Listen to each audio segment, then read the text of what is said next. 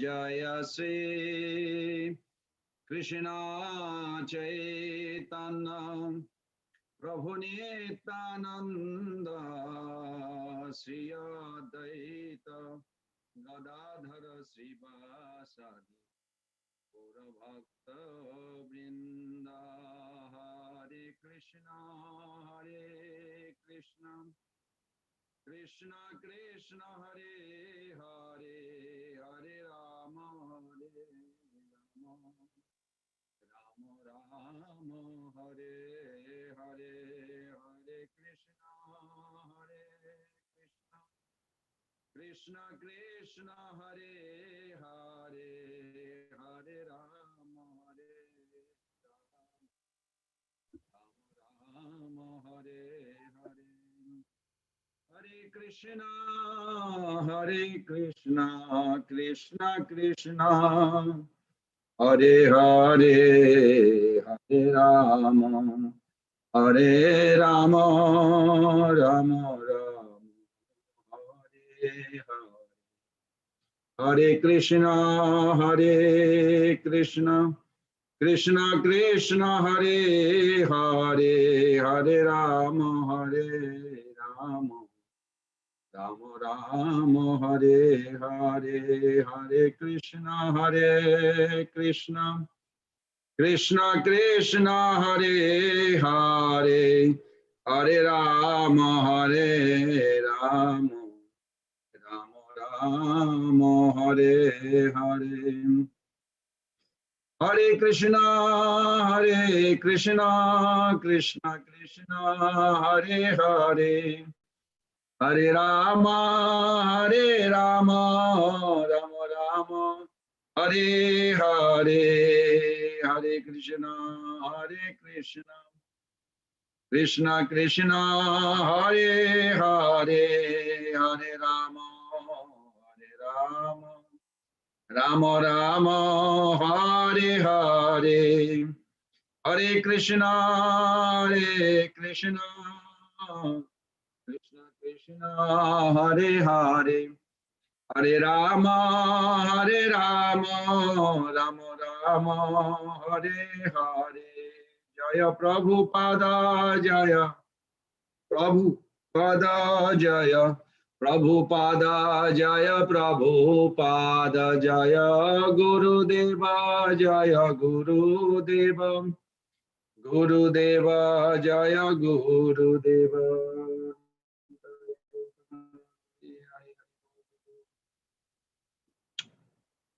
Hare Krishna. Dear devotees, I'd like to welcome you all to our session of Bhakti Shastri, Bhagavad Gita chapter 10. So please help me also, instead of searching for who is going to read, maybe one of you can help me to identify who will be helping to read today. So this chapter we're supposed to finish today, but we'll see how we proceed. First of all, I just want to refresh from last week to today where we are heading. So you all are on the same boat. Sometime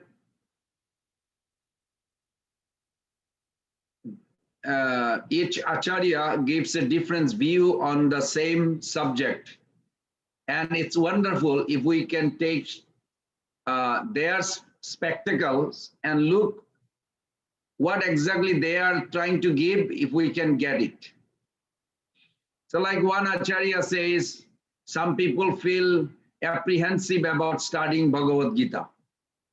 It contains a lot of complicated philosophy. I mean, some of you may agree with this, some of you may not agree, but do not judge. Because it's Acharya's opinion, we should take it and see that what they are, what that particular Acharya is trying to give. Baladev Vidyabhushan, Vishwanath Chakravarti Thakur, many commentary, Bhakti Vinod Thakur commentary. Of course, Srila Prabhupada is our main captain. Yes, The Gita is profoundly philosophical book. Its analysis of various levels of yoga practice, where bhakti yogi, can be intellectually demanding, isn't? Still, its essence is not philosophical technical. I hope you understand that. Still, its essence is not philosophical technicality, but loving reciprocity. Loving reciprocity. It is very important to remember that. Through all its philosophy, Krishna reveals his love for Arjuna, and through Arjuna for all of us. And this is what last week, few days we were explaining, and some of you actually repeated. So I appreciate that you are carrying that. And Lord Krishna is inviting, he invites reciprocal love from all of us, from each of you, from each of us. And this essential intention animates the whole Bhagavad Gita. It starts, middle, and end. Bhagavan Sambandha Bhakti Avidehaya Prema Prayojan Vedetina Vastukaya. The purpose of Krishna's speaking Bhagavad Gita through Arjuna is that he wants to revive our relationship. Bhagavan Sambandha Bhakti Avideya. And what you can feel relevant to you, and you take some action called sadhana, and what the result you're going to get at the end, prayojan. What are you going to experience? So I hope everybody, sometimes I speak a little heavy, so please forgive me. That's how I was born, I guess. Some defects, I speak a little boldly. So I hope you understand that the Gita is profoundly philosophical book. Its analysis of various levels of yoga practice can be intellectually demanding. Still, its essence is not philosophically technicality, but loving reciprocity. So with that note, I would like to ask all of you to fold your hand and let's evoke the mercy, Srila Prabhupada and all the Guru Parampara, all the way to Sri Radha and Krishna and Sri Chaitanya Mahaprabhu Panchatattva. Om Namo Bhagavate Vasudevaya. Om Namo Bhagavate Vasudevaya. Om Namo Bhagavate Vasudevaya. Om Namo Bhagavate Vasudevaya. Om Namo Bhagavate Vasudevaya. Om Namo Bhagavate Vasudevaya.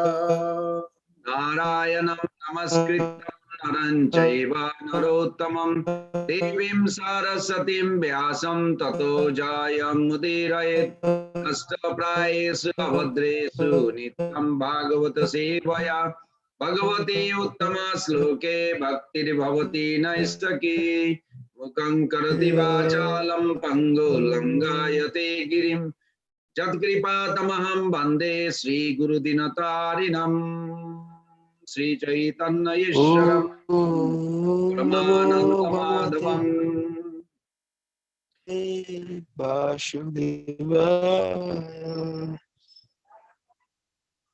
Somebody just woke up. You are a little late. Om Namo Bhagavate Vasudeva we have done long time back. Thank you. At least you're keeping track. I would request all the Matajis, mothers and Prabhus, please collect some flower in your mental body, mental paraphernalia, and join to the prayers. While we are going, each personality in Guru Parampara, offer a flower at their feet, pay obeisances while we are chanting together, and then go to the next personality. Okay, please do this meditation, is very important. Om Ajnanatirandhasya Ghenanjana Salakaya Chakshurunmilitam Jena Tasmaye Sri Guruve Namah.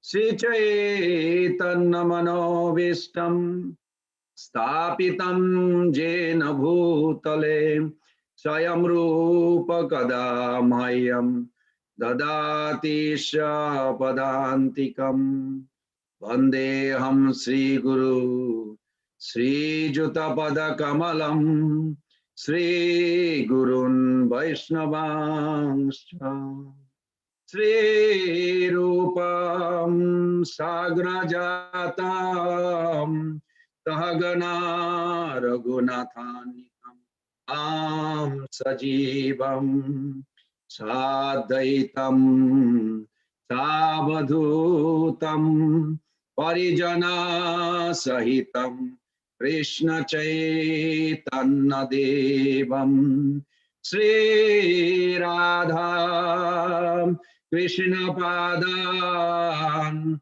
Sahagana Lalita Sri Visakha Nitamscha Namo Om Vishnu Padaya Krishna Prestaya Bhutale Srimate Bhakti Vedanta Swamini Namine Namaste Saraswati Deve Gauravani Pracharine Nirvisesha Sunnavadi Paschata Deshatarine Nama Om Vishnu Padaya Krishna Prestaya Bhutale Srimate Bhakti Siddhanta Saraswati Namine Sri Varshavanavi Devi Daitaya Kripadaye Krishna Sambandha Vijnana Daine Prabhave Namo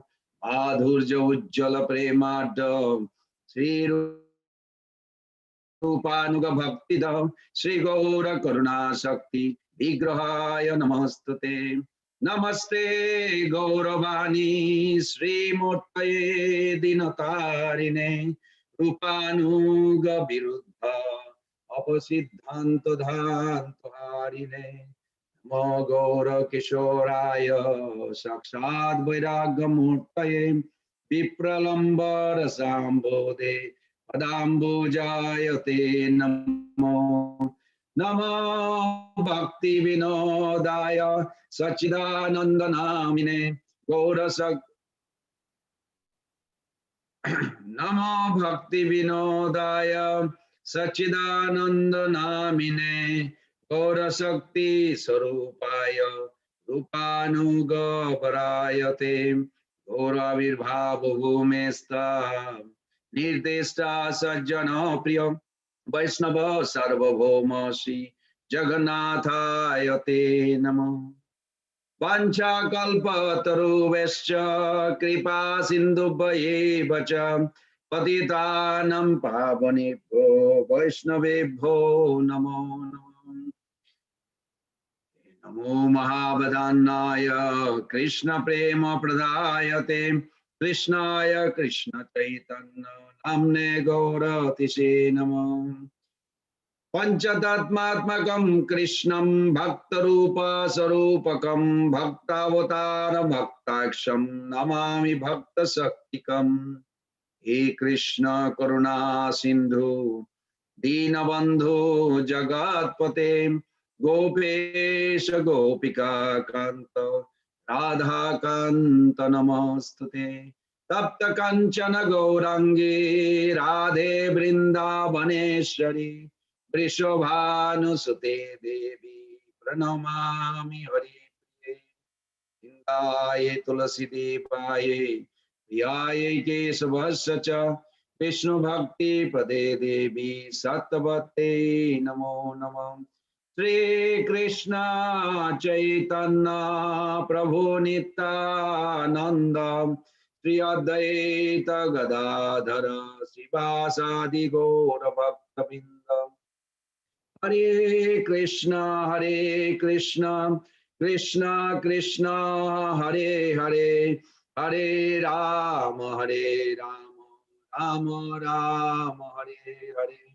Hare Krishna, Krishna Krishna, Hare Hare, Hare Rama, Rama Rama, Hare Hare.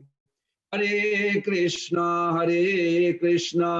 Krishna Krishna, Hare Hare, Hare Rama, Rama Rama.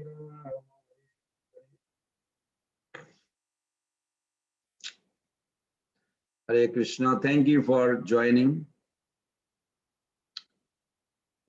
So I would like one volunteer who can organize, who is going to read. I can do that, Prabhuji. Okay. Then you can send a private text to somebody, whoever did not read or something, you can just figure it out. Please ask them one by one, okay? So I need at least from 12 to 18, 12, 13, 14, 15, 16, 17, 18, seven devotee. Please be equal as best possible, both mothers and Prabhus, they're both important. So I just want to refresh that Krishna in his ecstasy describing this chapter. It is not a verbalization between, in his ecstasy, you ever expect a particular incident happen, not control yourself, express? Just imagine in a spiritual estimation that Krishna is so happy with Arjuna now that out of ecstasy he is explaining about his own opulence. And he is just like a mother talking to the child about the future toy store, visiting toy store. And she's showing all the money she has to buy the toys for the child. How exciting is that? It's an opulence. The money is, the child is looking for the money or the toys. Which one? Both. Both, because if there is no money, there is no toys. So Arjuna, Krishna is expressing about his opulence, but his relationship with Arjuna is very sweet, very madhurja, very friend, non-envious. Krishna wants us to become his family member, but we have to fall in love, not only biodata, profile. He's talking about exactly who he is. In this chapter and next chapter, he's going to elaborate out of ecstasy. So as we read first 1 to 7, that Krishna demonstrate that who did not know him or who does not know him. Anyone knows who are the people knows Krishna or showing interest? Who has interest to know about Krishna? Those who are devotee, reading Bhagavad Gita. And those who are not practicing Krishna consciousness, they are not interested. So Krishna says he is not going to reveal Bhagavad Gita, he is not going to reveal his opulence. Try to position yourself in that. Krishna is not going to reveal those who are not showing interest. You all have come. Why have you come? Because you have interest. So Krishna is going to reveal to you. You can hear me, you can read, but still you have to see in your heart how you relating that Krishna is entering in your heart. This is very good meditative, this chapter. Then 8 to 11, we read last Saturday, the 4 most important sloka that you all have to memorize. And then today we're going to start from 12 to 18, where Arjuna is going to begin his beautiful journey about when you see somebody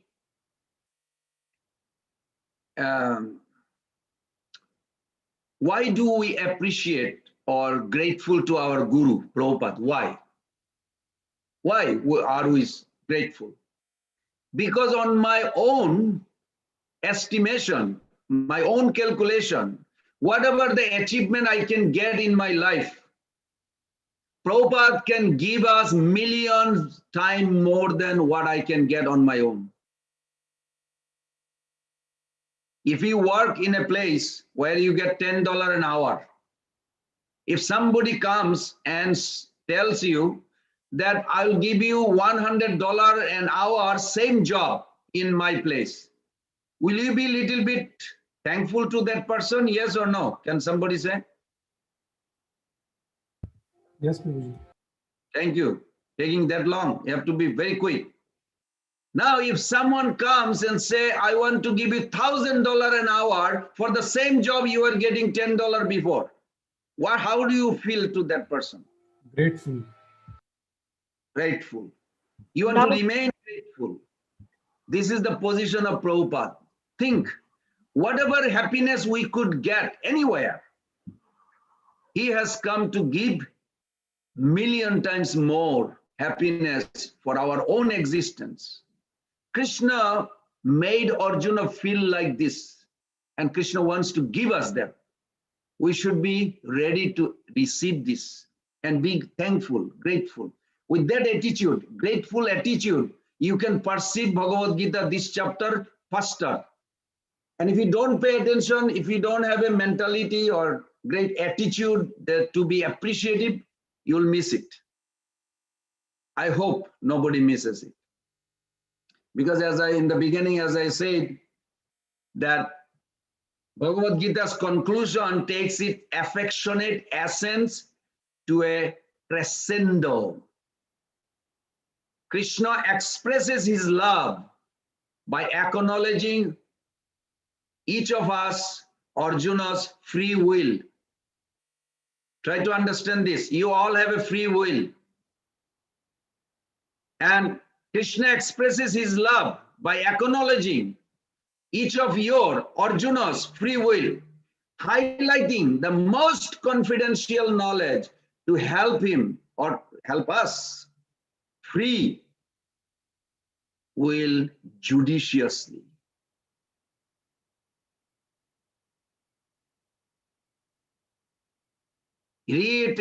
Reiterating that he loves Arjuna dearly and wants his well-being, assuring him protection from all sinful reactions, complementing this revelation of love, Krishna extends an invitation to love.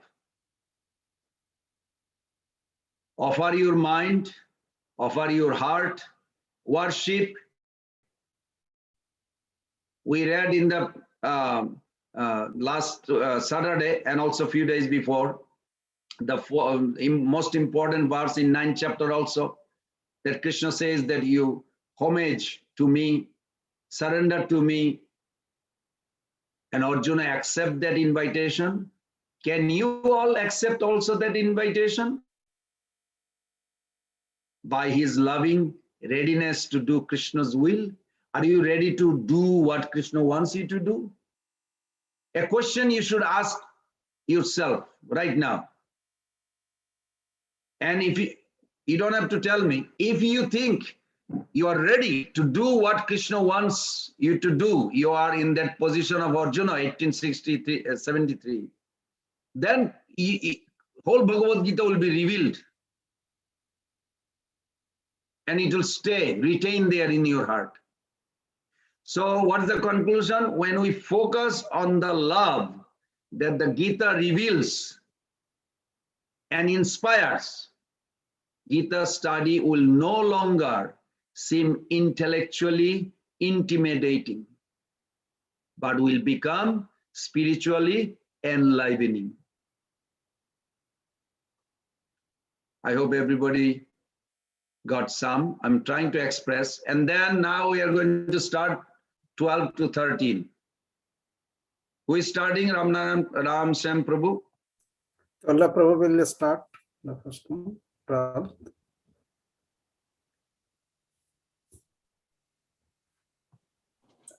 Okay, Hare Krishna. 12 and 13. Param Brahma, Param Dhama, Pavitram, Paramam Bhavan, Purusham Shashwatam, Divyam, Adi Devam, Ajam Vibhavam, Ahustya, Ahustvam rashayah sarve devarshir naradasthatha sito devalo vyasah swayam chaiva bravishime. Arjuna said, you are the Supreme Personality of Godhead, the ultimate abode, the purest, the absolute truth. You are the eternal, transcendental, original person, the unborn, the greatest. All the great sages such as Narada, Asit, Devala, and Vyas confirm this truth about you, and now you yourself are declaring it to me. In these two verses, the Supreme Lord gives a chance to the Mayavadi philosophers.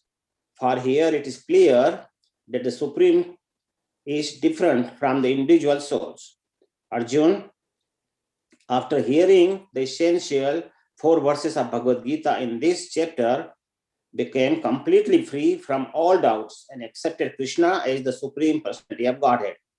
He at once boldly declares, you are Param Brahma, the Supreme Personality of Godhead. And previously Krishna stated that he is the originator of everything and everyone. Every demigod and every human being is dependent on him.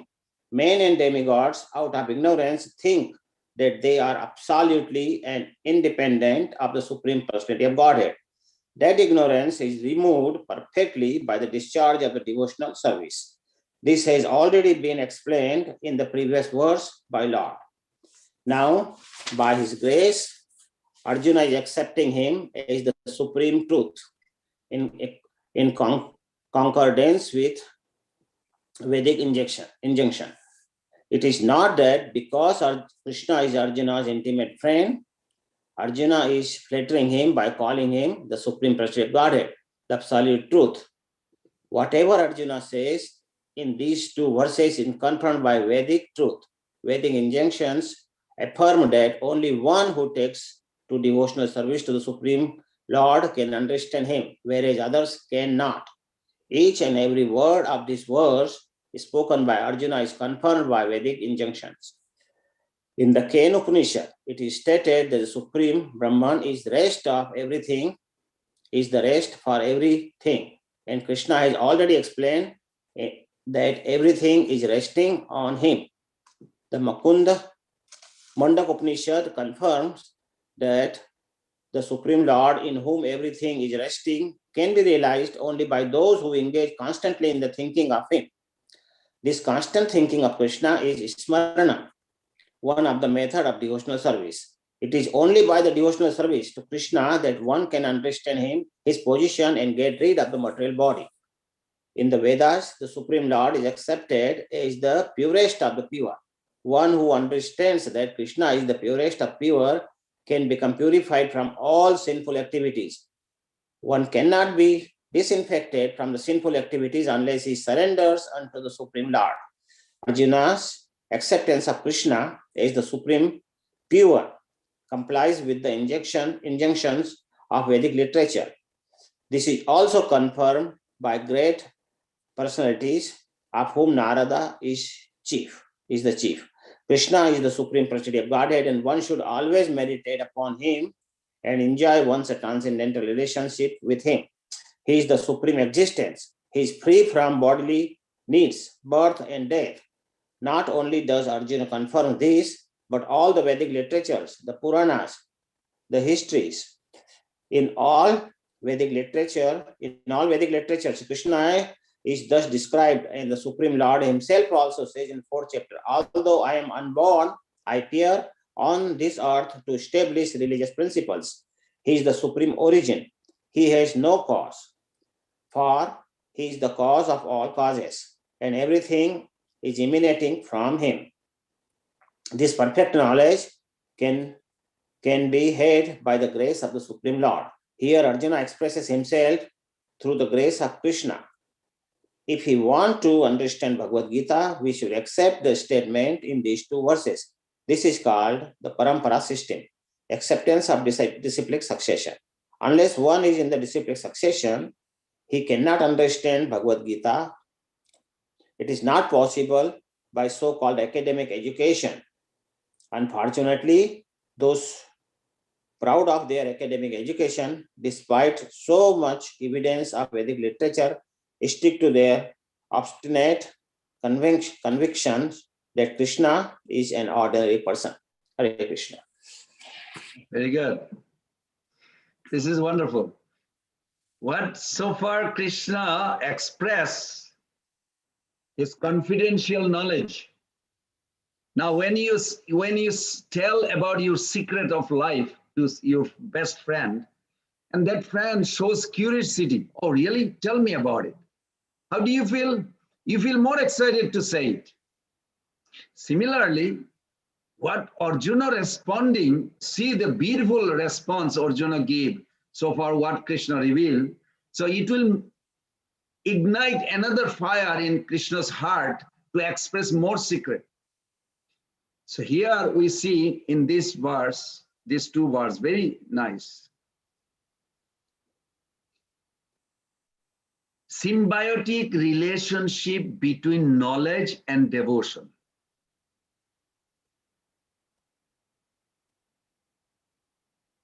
This 10.8, if we recall that we read last Saturday, describes knowledge leads to devotion.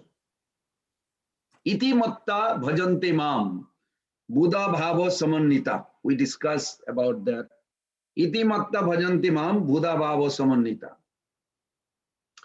One who understands that Krishna is the source of everything, ultimate reality, such person acquires knowledge and becomes wholehearted devoted to me. So here Krishna is telling that knowledge will lead to devotion. Then last Saturday also we read Bhajatam priti purvakam dadami buddhi jogam tam. And we discussed that, just to catch up that point, that devotion will give knowledge. So knowledge will lead to devotion, or devotion will give you knowledge. Which one? You think? This is beautiful. Is the knowledge will lead to devotion, or devotion will give knowledge? So how to understand this? Is everybody with me? I hope. Okay.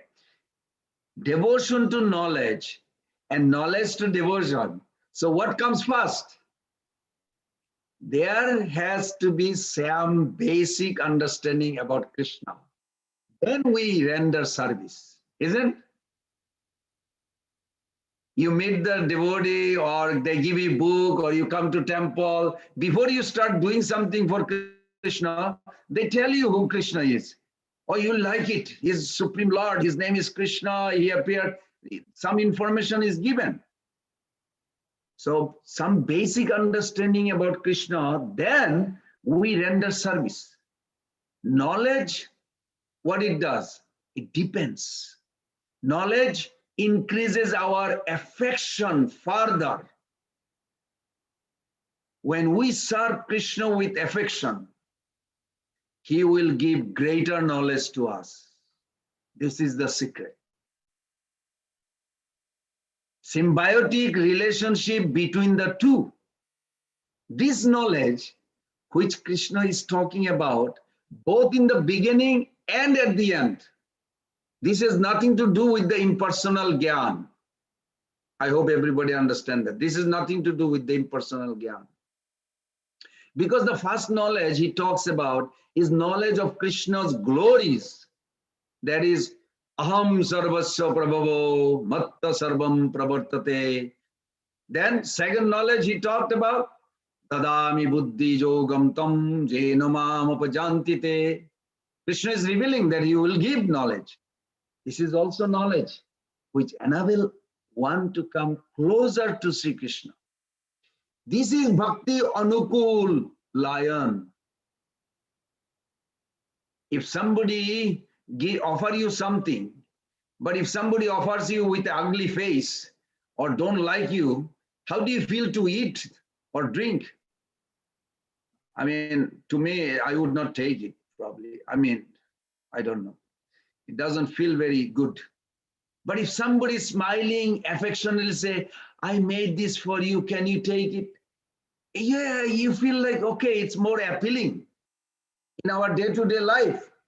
Same thing Krishna is doing. In fact, all the process of yoga depends on bhakti yoga. Try to understand. Bhakti yoga is dealing with the love, loving relation, reciprocal. So right now, also while studying Bhagavad Gita, we are not following process of Gyan yoga, but it is Shravana, Smarana, Vishnu. It is bhakti, Navavida bhakti. So our purpose is Krishna. And our process is Krishna. And source is also Krishna. Everybody agree? So far you see that our purpose is Krishna, process is Krishna, source is also Krishna. Jnana of impersonal Brahman is pratikul bhav. Is not favorable, impersonal knowledge. But Gyan, knowledge of Bhagavan, is favorable to bhakti. I hope everybody remember that. This is important. In order to do bhakti, you have to have some sentiment developed for the Lord. And more we understand, more knowledge we have, not the impersonal concept, but the personal concept. Now let's compare to this few minutes. Arjuna is saying Param Brahma, you are the Supreme Brahman. First word today, Kaivalla Prabhu read, what did he say? Param Brahma, Param Dhama. Who said that? Arjuna. Mayavadi and impersonalist are very fond of speaking Vedic morphism, Aham Brahmasmi. You remember fourth thing I mentioned when beginning of the beginning of this Bhakti Shastri? What the impersonalist conception is, what the impersonalists think. First thing they think, Aham Brahmasmi. I am Brahman. Hey, who are you? Tat Tamasi, you are Brahman. What about the world? Everybody else? Sarvam Kalvidam Brahman, everything is Brahman. Are Baba, I am Brahman, you Brahman, everything is Brahman. This is Mayavadi, impersonalists are very fond of speaking Vedic morphism, which is true. We are not denying, we are not saying they are lying. We are Brahman. This is considered Mahabhakya of Upanishad from Shankaracharya, but it is not Aham Param Brahma. It is simply Aham Brahmasmi. Beyond Aham Brahma Asmi, there is a higher reality. That is reality of Krishna. Who is Param Brahma? You see how Arjuna started today? That sloka, first word. Who is Param Brahma? Is he talking about the impersonal Brahman, or in front of him the Supreme Lord is standing? The personal form, Krishna standing right in front.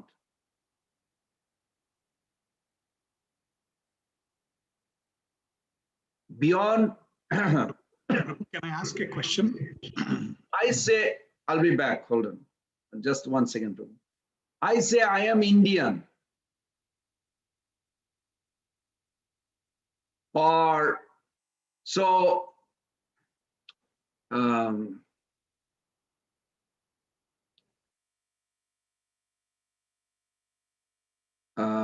if one of you, I don't know, you are American or Indian, because in the Zoom it's difficult to know who is who. But in Brahma, also there is a diversity or levels amidst unity. So Param Dhamma, the second word Arjuna used, Param Dhamma, you are the supreme abode. In the 9th chapter, Krishna says, Mat Astani Sarva Bhutani. I hope you remember that. Mastani Sarva Bhutani.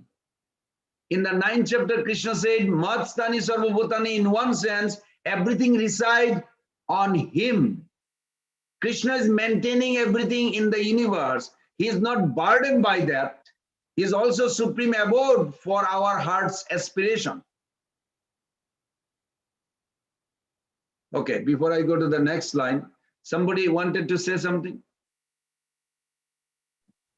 Yeah, Prabhu, just a question, Prabhu, here. Aham Brahmasmi, Sarvam Kalvidam Brahma, Tattvamasi. These are all the words which are coming from Vedas only, no, Prabhu? Yes. Yeah. But actually, there are two kinds of explanations. One is the Mayavadic explanation, and then again, of course, coming from the Vaishnava clarification. Is there any specific article or clarification on these quotes, Prabhu, to read more in detail? Yes, it is there. You can read the commentary on Shikshashtakam of Bhaktivinoda Thakur. He also expressed that. In Jaiva Dharma also expressed. Jiva Goswami Pad also expressed. In a shorter version, Aham Brahmasmi, we agree, I'm not this body. I'm not the matter. I'm not the material mind. Who am I? I'm spirit. So that Brahmasmi is the spirit. But Brahma, you are there in the beginning of the class. We said Brahman means four conception. I believe everybody remembers, I mentioned that first thing is Purna Brahma. Without Vaishnava understanding is, first we address Param Brahma or Purna Brahma. Purna Brahma spoken by Brahmaji, 10th canto, 14th chapter, text 32 or 33, I forgot, 31 maybe. Oho Vagyam, Nanda Gopa Brajastinam Jat Mitrani Paramananda Purna Brahma Sanatana. The Brahmaji says Purna Brahma is this personality who is playing on the courtyard of Nanda Baba. He addressed Purna Brahma. We are not talking about Brahma, we are talking about Purna Brahma. Complete origin Brahma is Krishna. And today also you see in these bars, Arjuna is addressing Krishna as a Param Brahma. Not Brahma, Param Brahma. He is the origin Supreme Brahman. So that's first. Second is that from Supreme Brahma, unlimited every moment from his toenails, impersonal Nirvishesh Brahman is emanating. You can look at in Chaitanya Charitamrita 1.1.3. Beautiful explanation given. Jat Advaita Brahma Upanishadi Tadupashya Tanubha. From his Rupa Goswami Pad also says, Nikila Sruti Mauli Ratna Mala Duti Nirajita Pada Pankaj Anta. Pada Pankaj Anta. The toenail from where impersonal Brahman is emanating. The philosophy is coming from that. Then the second Brahman is impersonal Brahman. Then by the sweet will of that Lord, a part of impersonal Brahman is covered by three modes of material nature. That is called Mahad Brahma. 14.3, 14.4 in Bhagavad Gita, we will not cover that, but in future you can see, it says Mahad Jani Mahad Brahma. Tasya Garbham Dadami Ham. So Krishna considered this material nature is also Mahad Brahma. So that's the fourth Brahma. And the fifth Brahma, third Brahma, and then fourth Brahman is Aham Brahmasmi, the conditioned soul, the soul. They don't belong to the matter, but they are actually part of that Brahman. So it's called Aham Brahmasmi or Soham, something like that. They use that. Yes, it is from the Veda. Veda is giving, majority Veda. In the beginning of second chapter, you'll see Krishna says to Arjuna that please get above Veda. Vedasya sarve ahameva Veda. Vedanta vit, Vedanta krichaham. And then Krishna says, Arjuna, this is 15:15, in second chapter, he said, Traigunna Vishaya Veda, Nistraigunna Bhava Arjuna. Arjun, Traigunna Vishaya Veda. Veda is composed of three modes of material nature. There's a Sattik Puran, Rajasic Puran, Tamasic Puran. So Krishna is telling Arjuna, you have to go above this Traiguna Veda. This Bhagavad Gita above. The Vaishnava Dharma is above. We are not rejecting or disrespecting the Veda, but we take the essence of the Veda. A good example given, if you are hungry, if somebody feeds you the bark or the twigs or the leaves or the branches, will you be satisfied? Anybody can tell me? What you need is the fruit. Yeah. So Krishna consciousness, Bhagavatam is the fruit. We are interested in the fruit. Okay. Is that okay, Prabhu? Yes, And Prabhu, then- thank you so much. Similar explanation given, Tattamasi, you are that same, but there's a whole explanation given. We'll see at the end if we have time today. Otherwise, we'll go, we have to read till 18. So they are, the next line, it says, Pavitram Paramam Bhavan. You are the purest, Pavitra, greatest. We are contaminated by various sins, but transcendents are not contaminated.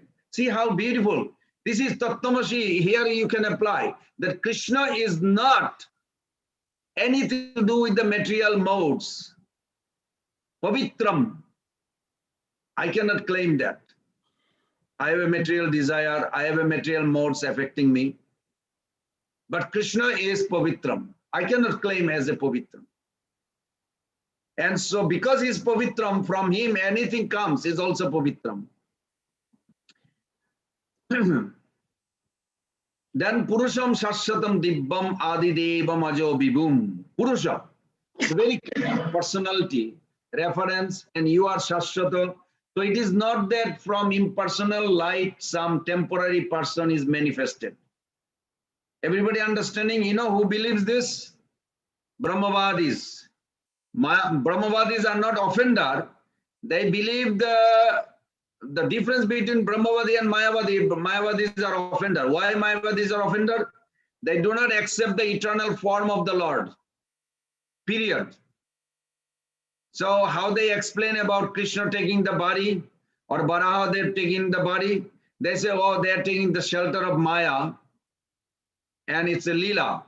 What about there is a real pig eating stool? How do they explain? They say that's also Brahman. Brahman forgot that Brahman because due to the influence of ignorance, and now he is eating stool. This is disgusting. Everybody with me, you understanding why Mayavadis are offender? This is disgusting to think that Brahman, Supreme Brahman, take the form of a pig and eating stool. Nowhere Shastra ever said such things. This is speculation they come up with. That's why if you are not equipped with enough knowledge, don't mess with them. Don't even go near them. The good thing is there are only few percent in this world. 95% Prabhupada said are innocent. Only 5% are those kind of mentality. They talk bad about God, they criticize God, they don't want to accept, they just give whatever they think of God. We're not interested to associate with 5% right now, unless you are a qualified preacher, like Ramanujacharya. There was a one, Krishnamurti, he was arguing with him for 17 days. Can you imagine? Ramanujacharya could not defeat him in 17 days. Then he went to his own ashram and talking to the deity. Why? You have sent me. He's such a demoniac. He doesn't want to accept your eternal form. He doesn't want to accept our eternal form. He doesn't want to accept our relationship eternal. And this man is so powerful. How can he get this power that he goes on arguing for 17 days? Then Ramanujacharya started crying. It hurts me when somebody criticizes you have no eternal form. It hurts me when they said you don't have eternal abode. Prabhus and mothers, look at your heart right at this moment. Do you know, do you believe 100% there's an eternal abode in the spiritual world? Or do you think like maybe, maybe not? If you think maybe not, that is a contamination of Mayavad. It's within us. Be very careful. Pray for, so it can be removed. It's dangerous, deadly. Seeing is believing is an atheistic idea. Arjuna saw with his eyes. Everybody understand that concept? Why Arjuna was builder? By the eye perception. How did he get out of the illusion? By the ear perception, not eye, ear. What he heard from Krishna. So we are trying to remove and get a good perception or vision by the ear, not the eye. Eye experience is not all alone. Eye experience can delude us. Ear experience in spiritual life, what we hear from the Shruti, from the Veda, on our own inference can be very dangerous. Just a little small note. So we'll end here. Ahustam Rasayo Sarve. All the great sages have said this. Arjuna now reconfirming. And give specific names.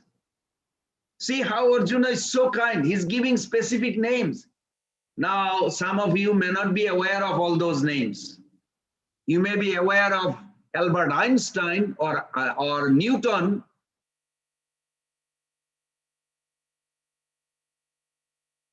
But actually, these people are more wiser, more intelligent than Albert Einstein and whoever is more well known in this world. Bill Gates.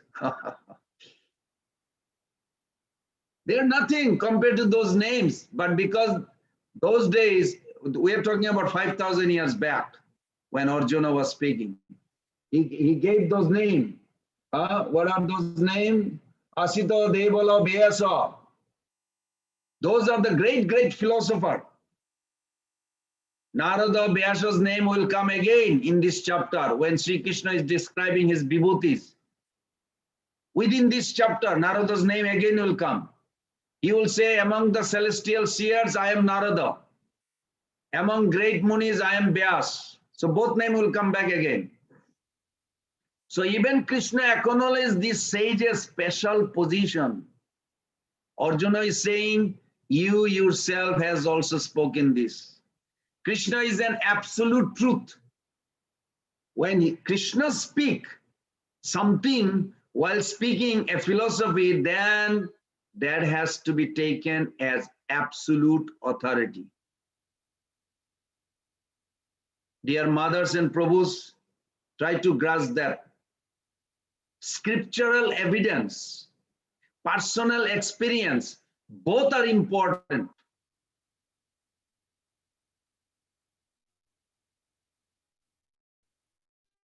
And when both are combined together, then the conviction becomes very deep. I hope Sanjeev Prabhu is there and he's listening, because he had a very nice question other day. How do we get the conviction? So scriptural evidence and personal experience, both are important. And when both are combined together, then the conviction becomes very deep.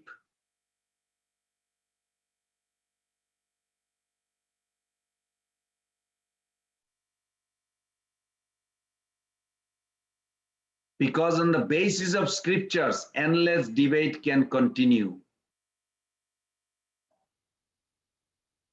If I ask any one of you, Koivalla Prabhu, how much money can I pay you to make you believe that you never had a mother? How much money can I give you to make you believe that you never had a mother? It doesn't matter, it may be millions or billions, but I still believe, you know. I will believe, I will not say that mother is there. You know, it's not. Did you have a DNA test with your mom that she is your mother? No, I didn't have, but I believe that she's my mom. Experience, yeah. Very good. I wanted you to speak out like this. Experience that you had. The 4 things mother does, Mother Yashoda does for Krishna, same thing they do here. Palan, Poshan, Taran, Bartsan. She has a deep affection, deep care, deep protection, discipline, these things Mother Yashoda does every day to Krishna. And every mother in this world does that. If unfortunate, very rare that somebody would not do it. But that's very rare, almost impossible. So similarly, try to understand that experience and philosophical evidence, scriptural evidence, both are required. Ultimately, authority has to decide what is best for us. The authority is Lord Chaitanya. Experiences in Bhakti Yoga are repeatably, or I would say repeatable, verifiable, in a general sense, predictable. It is not just once in a while experience that does not happen with sentimental kind of experience. So with that note, we're going to start 14. Ramsam Prabhu, who is reading next? It's me, Prabhu, Satya Prabhu. Satyadevata Prabhu, please start. Okay. Hare Krishna. Sarvam etad brutam manye yanmam vadashi keshava nahite bhagavan vyaktim vidur devana dhanava. O Krishna, I totally accept as truth all that you have told me. Neither the demigods nor the demons, O Lord, can understand your personality. Purport. Arjuna herein confirms that persons of faithless and demoniac nature cannot understand Krishna. He is not known even by the demigods. So what to speak of the so-called scholars of this modern world?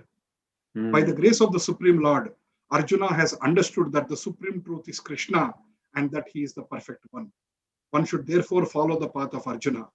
He received the authority of Bhagavad Gita. As described in the 4th chapter, the parampara system of disciplinic succession for the understanding of the Bhagavad Gita was lost, and therefore Krishna re-established that disciplinic succession with Arjuna because he considered Arjuna his intimate friend and a great devotee. Therefore, as stated in our introduction to the Gita Upanishad, Bhagavad Gita should be understood in the parampara system. When the parampara was lost, Arjuna was selected to rejuvenate it. The acceptance by Arjuna of all that Krishna says should be emulated. Then we can understand the essence of Bhagavad Gita, and then only can we understand that Krishna is the Supreme Personality of Godhead. Hare Krishna. Beautiful purport Prabhupada gives. So, this is the essential truth of Bhagavad Gita. And Arjuna is making it clear in this verse. I love that. Sarvam etad ritam manne. I accept all what you have told. Not what I like, I take it. What I don't like, I don't take it. Because Arjuna says, everything, ritam manne, etad sarvam, everything that Krishna says, I accept. Janmam badasi Keshava, mam badasi, what you have spoken to me, Keshava, I accept all. Nahite Bhagavan Bhaktim, oh absolute truth, what you have revealed to me. Vidur Deva no Danava, beautiful. This is not even easy for God or demons to understand. So each of you, please look at yourself in the Zoom or wherever you are and thank to yourself that at least you are willing to come by Krishna's mercy. This is wonderful. There are two different points in this first. Oh Lord, I accept what you say. And can you say that to Krishna? Try to repeat that to Krishna. My Lord, I accept what you say.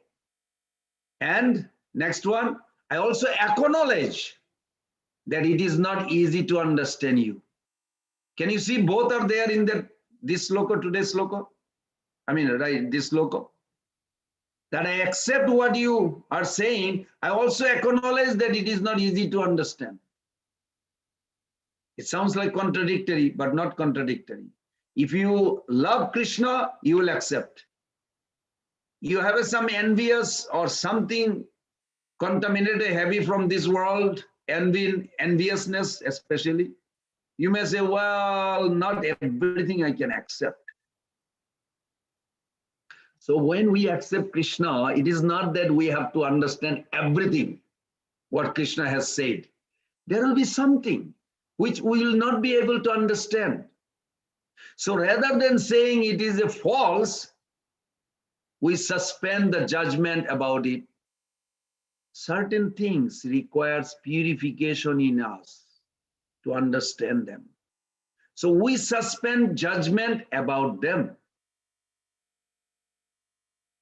I accept what you said, but even demigods cannot understand it. Just think about it.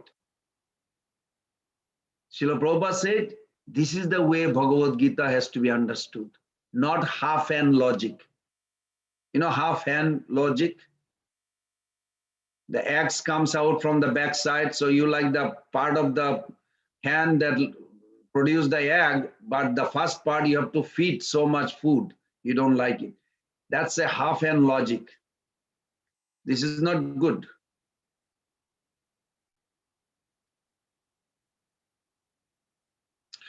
I remember in Alachua even, I used to go to some churches sometime just to curious, talking and give them Bhagavad Gita.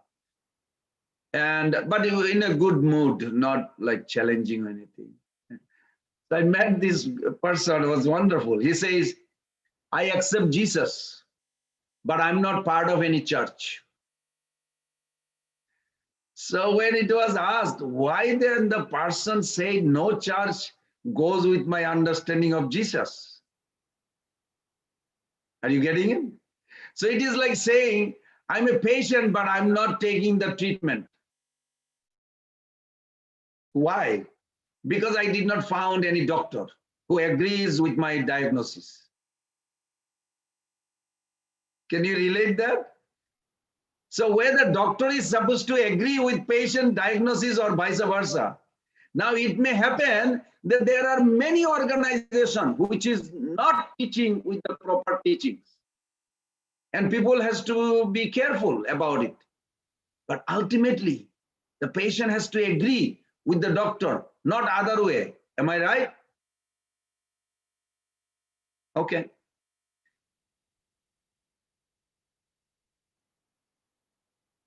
Generally, you say the horse has come, generally you say horse has to come before the carriage, not carriage before horse.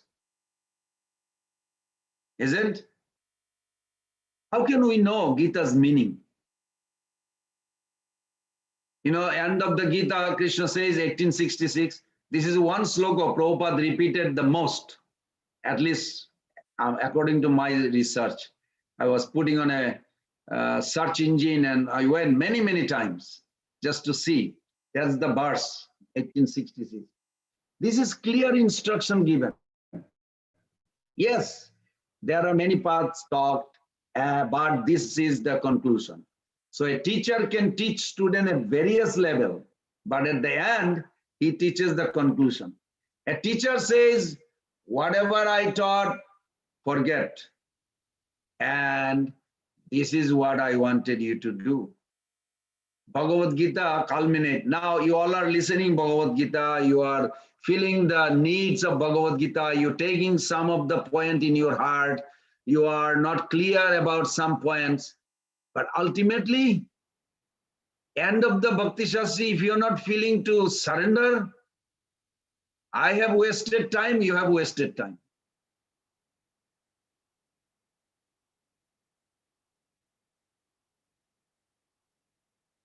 So think very deeply. Surrender is ultimately, if 1 year-old child tells the mother, I want my freedom, I don't care you. Mother Shyama Swarupa Devidasi. Can I ask you a question, Mata? Is that okay for the child? Can this child can have freedom? No, Prabhuji, no. So will you tell the child he's intelligent or stupid? He is not intelligent. Thank you. You are being more polite. You didn't say stupid, but I just said it. So like this, we have to understand our position versus Krishna. There is no other alternative we can ever get out of Maya without Krishna. So surrender is must. The whole conception of studying thoroughly to come to that point. So I'll end here. Check the action of the original student, 1872. Can one person open the Bhagavad Gita if you have? I had here also. Can go. Anyway, he works in the mood of devotion. Look at Mahabharata, what happened afterwards. So essentially, if we let Bhagavad Gita speak itself, it is very clear that Krishna is the absolute truth and devotional service to him is the best means to achieve that. Do you know who first heard Bhagavad Gita from Sanjay? Dhritarashtra. And unfortunately, he did not become devotee. Why Dhritarashtra did not become devotee, but Sanjaya, hearing by the mercy of his guru, he became completely in devotional mood. He started crying, shivering his body. What was the missing point between Sanjaya and Dhritarashtra? Both heard Bhagavad Gita. Mother Shyamala Gopika, Devi Dasi. Can you tell me what was the difference between these two personalities? Both surrender. Very good. Thank you. Wonderful answer. Surrender. So my purpose is that I'm not pressuring you to surrender or anything. Who am I? I'm convincing. I'm talking to my own mind. I must surrender. This is the bottom line. But we have to hear whole Bhagavad Gita to come to that conclusion. Okay, text 15. Who is reading? Aditi Lata Mataji is going to read. Please. Hare Krishna, Prabhuji. Hare Prabhuji, Krishna. before that, one quick question. Shall I ask or at the end I will ask? You can ask at the end if it is okay. I want to finish all the way up to 18. Is that okay? Yeah, that is Okay. okay, Prabhuji. Hare Thank Krishna. you. Can I read, Prabhuji? Swayam evatmanatmanam vetha tvam purushottama bhuta bhavana bhutesha deva deva jagatpate. Indeed, you alone know yourself by your own internal potency, O Supreme Person, origin of all, Lord of all beings, God of gods, Lord of the universe. Purport. The Supreme Lord Krishna can be known by persons who are in a relationship with him through the discharge of devotional service like Arjuna and his followers. Persons of demoniac or atheistic mentality cannot know Krishna. Mental speculation that leads one away from the Supreme Lord is a serious sin, and one who does not know Krishna should not try to comment on Bhagavad Gita. Bhagavad Gita is the statement of Krishna, and since it is the science of Krishna, it should be understood from Krishna as Arjuna understood it. It should not be received from atheistic persons, as stated in Srimad Bhagavatam 1-11. Vadanti tat tattva vidas tattvam yaj jnanam advayam brahmeti paramatmeti bhagavaniti sabdayate. The supreme truth is realized in three aspects: as impersonal Brahman, localized Paramatma, and at last as the supreme personality of Godhead. So, at the last stage of understanding the absolute truth, one comes to the supreme personality of Godhead. A common man, or even a liberated man who has realized impersonal Brahman or localized Paramatma, may not understand God's personality.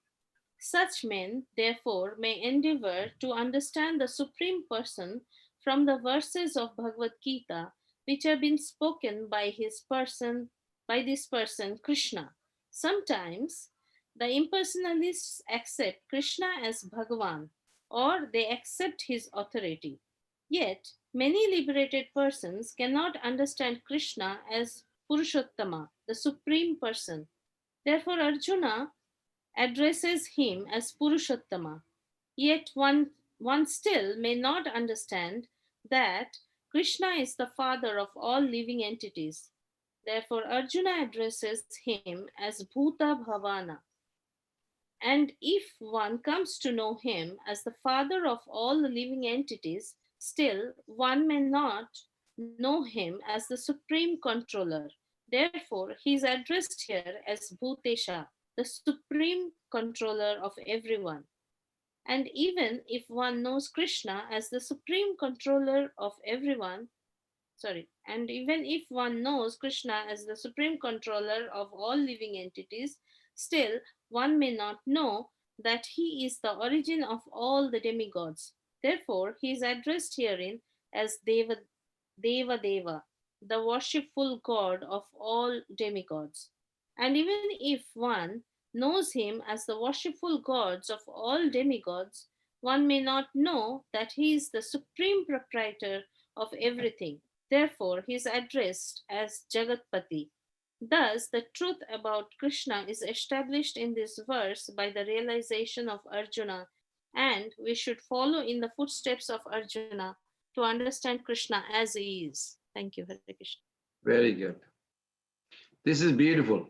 Each verse is wonderful. So verse begins with Shayam Evatmana Eva Atmana Atmanam. You alone know your glories. If you ask yourself, who know you the best? Who can know you the best? You. You know the best about you. Other people has some perception, some view, but they calculated according to their way of calculating. You have given them impression. The object does not dictate what the object is. Everybody perceive a person or thing according to our own impression from previous storage and the calculative process that we use. Who you are, we can tell what I think you are, but may not be truth. So here, 5 epithets are used by Arjuna to glorify Krishna. First, he says, Purushottam. Then he says, Bhuta Bhavana. You are the source of all living being, which Krishna himself has talked in Bhagavad Gita several times. Bhuteshu, you are the controller of all living beings. Then he says, Deva Deva, you are the god of all gods. Then he says, Jagatpati, master of all the universe. So you are the best among all persons. Not only best among all persons, actually you are the source of all persons. Not just source of all persons, but actually controller of all persons. There may be many controllers who have power to control the various gods, but you are the God of all gods.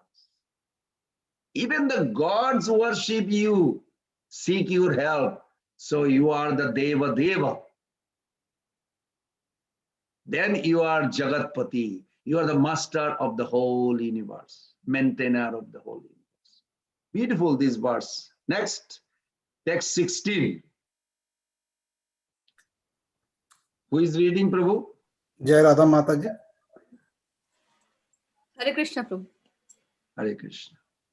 वक्तुम् अर्हसि अशेषेण दिव्या हि आत्मविभूतयः याभिर्विभूतिभिर्लोकान् इमां त्वं व्याप्य तिष्ठसि. Please tell me in detail of your divine opulences by which you pervade all these worlds. Purport. In this verse, it appears that Arjuna is already satisfied with his understanding of the Supreme Personality of Godhead, Krishna. By Krishna's grace, Arjuna has personal experience, intelligence, and knowledge, and whatever else a person may have. And through all these agencies, he has understood Krishna to be the Supreme Personality of Godhead. For him, there is no doubt. Yet, he is asking Krishna to explain his all pervading nature. People in general and the impersonalists in particular concern themselves mainly with the all-pervading nature of the Supreme.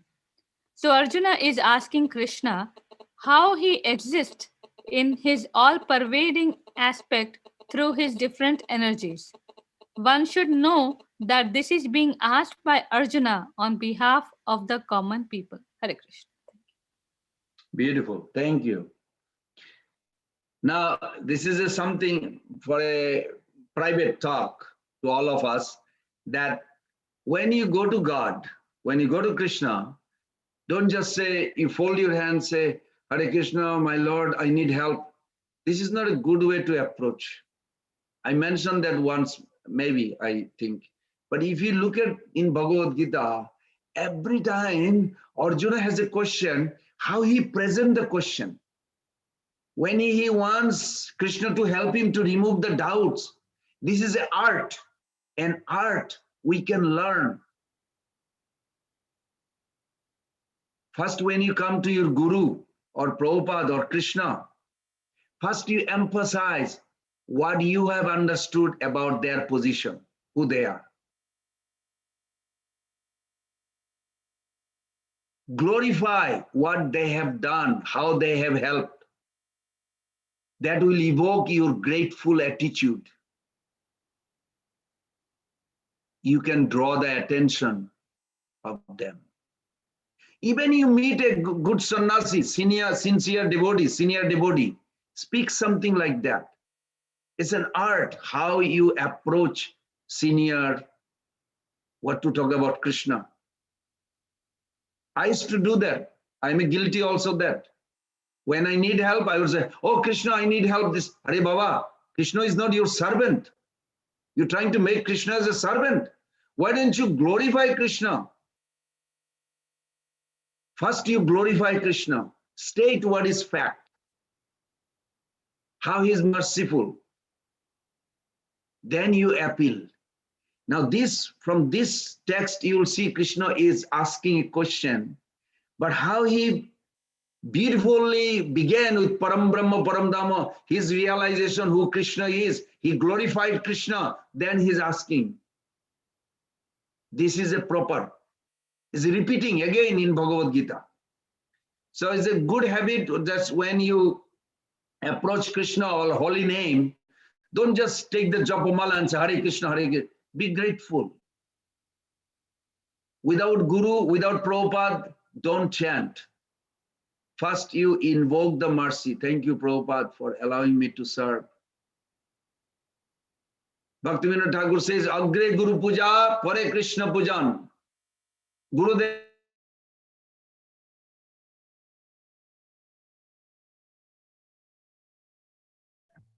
We can't hear you, Prabhuji. Can't hear you, Prabhuji. You cannot hear me? Now What's it's wrong with- okay. Now we Yeah, can. now it's okay. Right. We can hear him.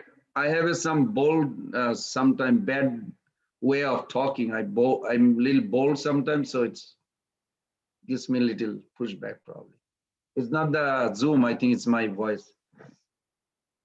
So when you approach the holy name or Krishna, first bring yourself as a servant.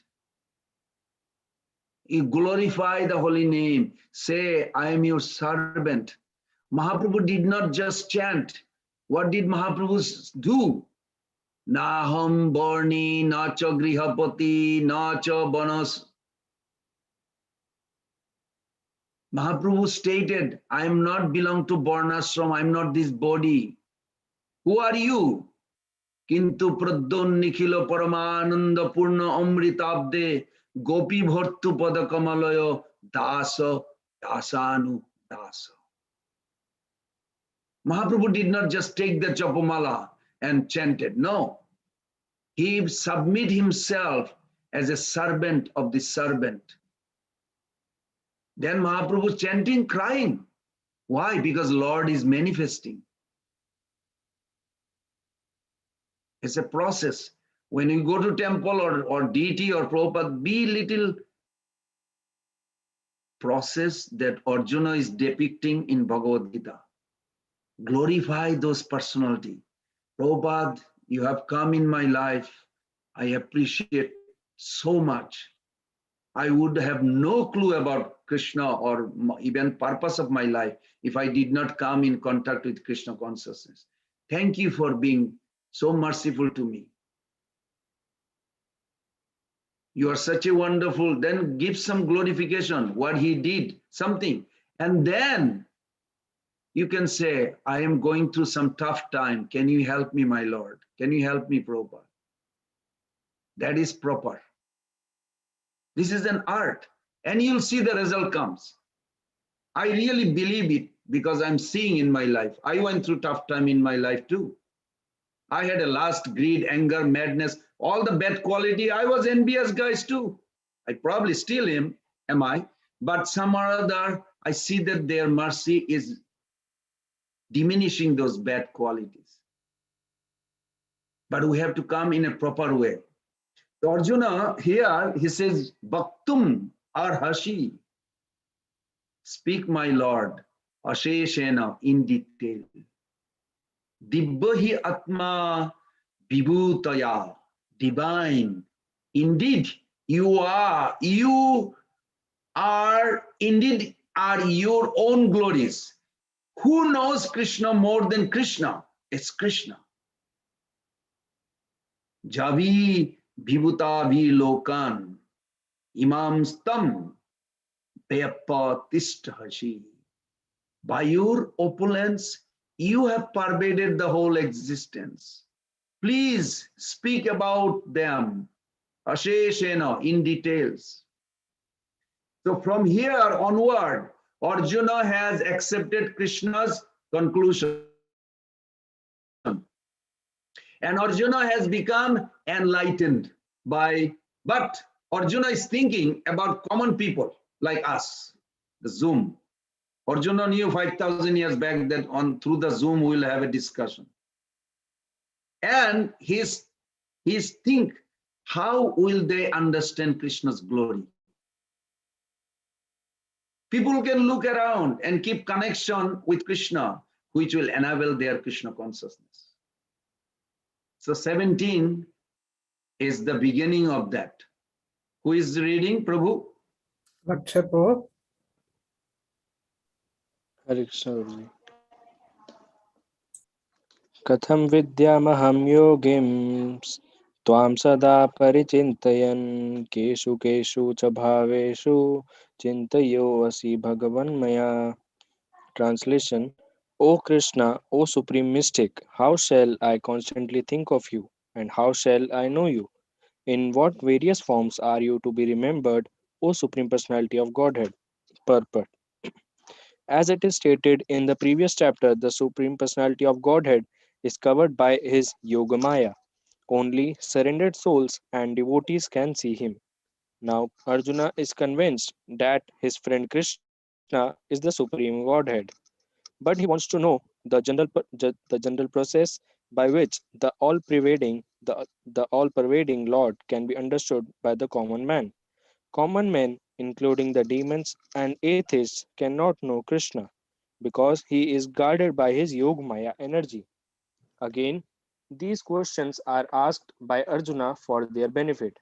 The superior devotee is concerned not only for his own understanding but for the understanding of all mankind.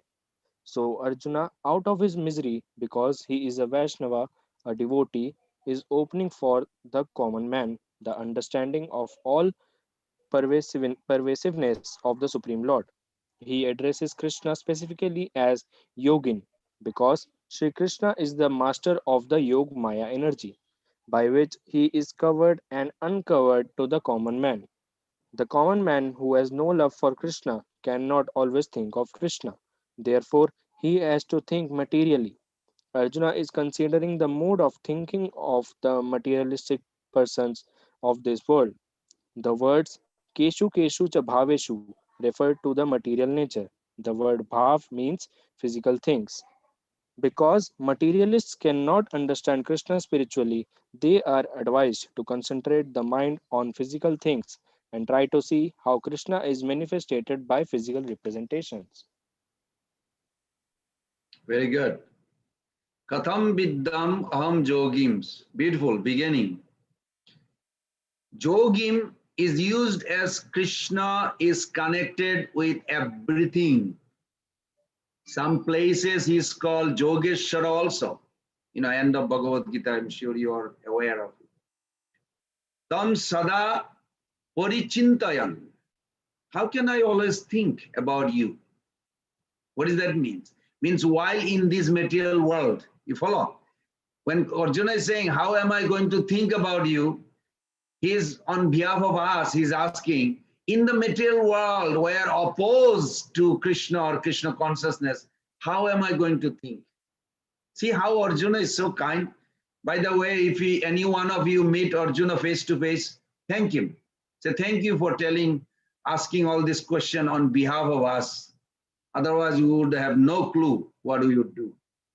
You will like it because he did that favor. Keshu keshu cha bhaveshu bhaveshu. In material nature.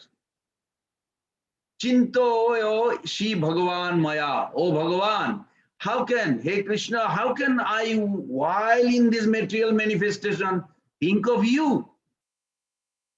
Arjuna's question is specific over here. Generally, our journey is from, who knows, where we are going, from where? From matter. This body is a matter. The mind is matter. We have a subtle matter, gross matter. So our journey is from where, Gautam Prabhu? From matter to spirit. Yes, Prabhu. Everybody is with me? Our journey in this Krishna consciousness from matter to spirit is in our own observation through this world. This is a wonderful. Recollection is a function of connection. Try to remember that. Recollection is a function of connection. To remember some fact, say the year of America's independence, 4th of July. I hope everybody knows, I don't know why I'm so affected by 4th of July, not because I'm American citizen, because Bhakti Charu Maharaj, left this world. It was a big day for me. It was a very depressing day also. But again, then joyful mood also that Maharaj left in such a wonderful. We need to connect the date with other dates we already remember. In general, placing a new fact in an existing framework of facts increases our chances of recollecting it, as against inserting that fact into our brain without any context. If we wish to grow spiritually and relish higher happiness, Bhagavad Gita recommends here that we strive to remember Krishna constantly. Remembering him is reasonably possible when we are engaged in direct devotional activities, such as chanting Hare Krishna, Krishna Krishna, Hare Hare, Hare Rama, Rama Rama, Hare Hare, worshipping his deities, reading his glories. But we cannot do these activities constantly as we have many practical obligations, isn't it? How then can we remember him constantly? That is the question. I'm sure it came to your mind, or it came to my mind too. By connecting worldly things with him.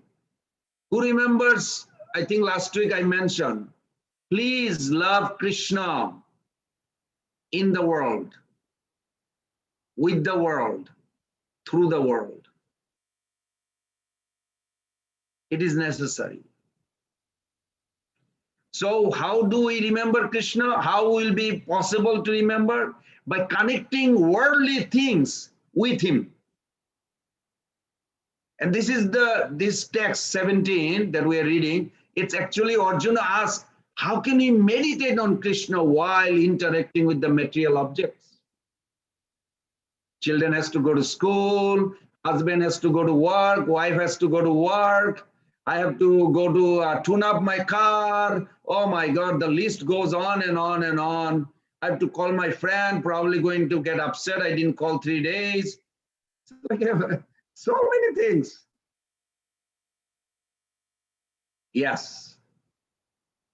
Essentially, Arjuna is asking that question on our behalf. His question is, how can he connect those objects with Krishna? Like my friend's call, car tune-up, how this will be connecting with Krishna. In response, the remaining chapter, please remember this. That's why I did send to Mother Krishna, Bangsidhari Devidasi. Yeah, we got it, Prabhuji. Okay, you all got it. Very good. So this is what Krishna is, Arjuna, essentially his question is how we or he connect those objects with Krishna. In response, the remaining chapter will describe how various attractive things can be seen as manifestation of Krishna, including your mind. Your mind is not allowing you to Krishna. You say, hey, Krishna, you are the mind. What is this? You are going against you. You can challenge. You can talk to Krishna and challenge. Be reciprocal. I did that one time. It was like a funny joke. But then actually I remember Krishna more than mind disappear, I guess. In response, this remaining chapter, 20 to 40, for their attractiveness, reflects a spark of his all attractiveness. When we too learn to connect with Krishna, the objects we regularly interact with, our remembrance of him increases. Undoubtedly, we need to directly remember Krishna by practicing focused bhakti yoga regularly. However, our remembrance of him does not have to be restricted only to this time of direct connection. Through such exclusive bhakti practice, we are meant to gain the conviction, realization that Krishna is all attractive source of whatever objects attracts our attention. I know a lot of children goes to Disneyland. You will find some of these vibhutis in Disneyland. I researched even that. Thereafter, those objects can stimulate our remembrance of him. First, by conscious intention. Please remember that. First, how you remember that? By conscious intention. Then, by subconscious inclination. So how are you going to connect with Krishna? Through those vibhutis that we are going to discuss from now on. First by conscious intention and then by subconscious inclination. And by such integrated, inclusive approach to remembering Krishna, we can ensure that our thoughts increasingly gravitate towards our all pure, sweet Lord Krishna. And with the resulting purification, we'll become perennially absorbed in Krishna, in him. So 18 is the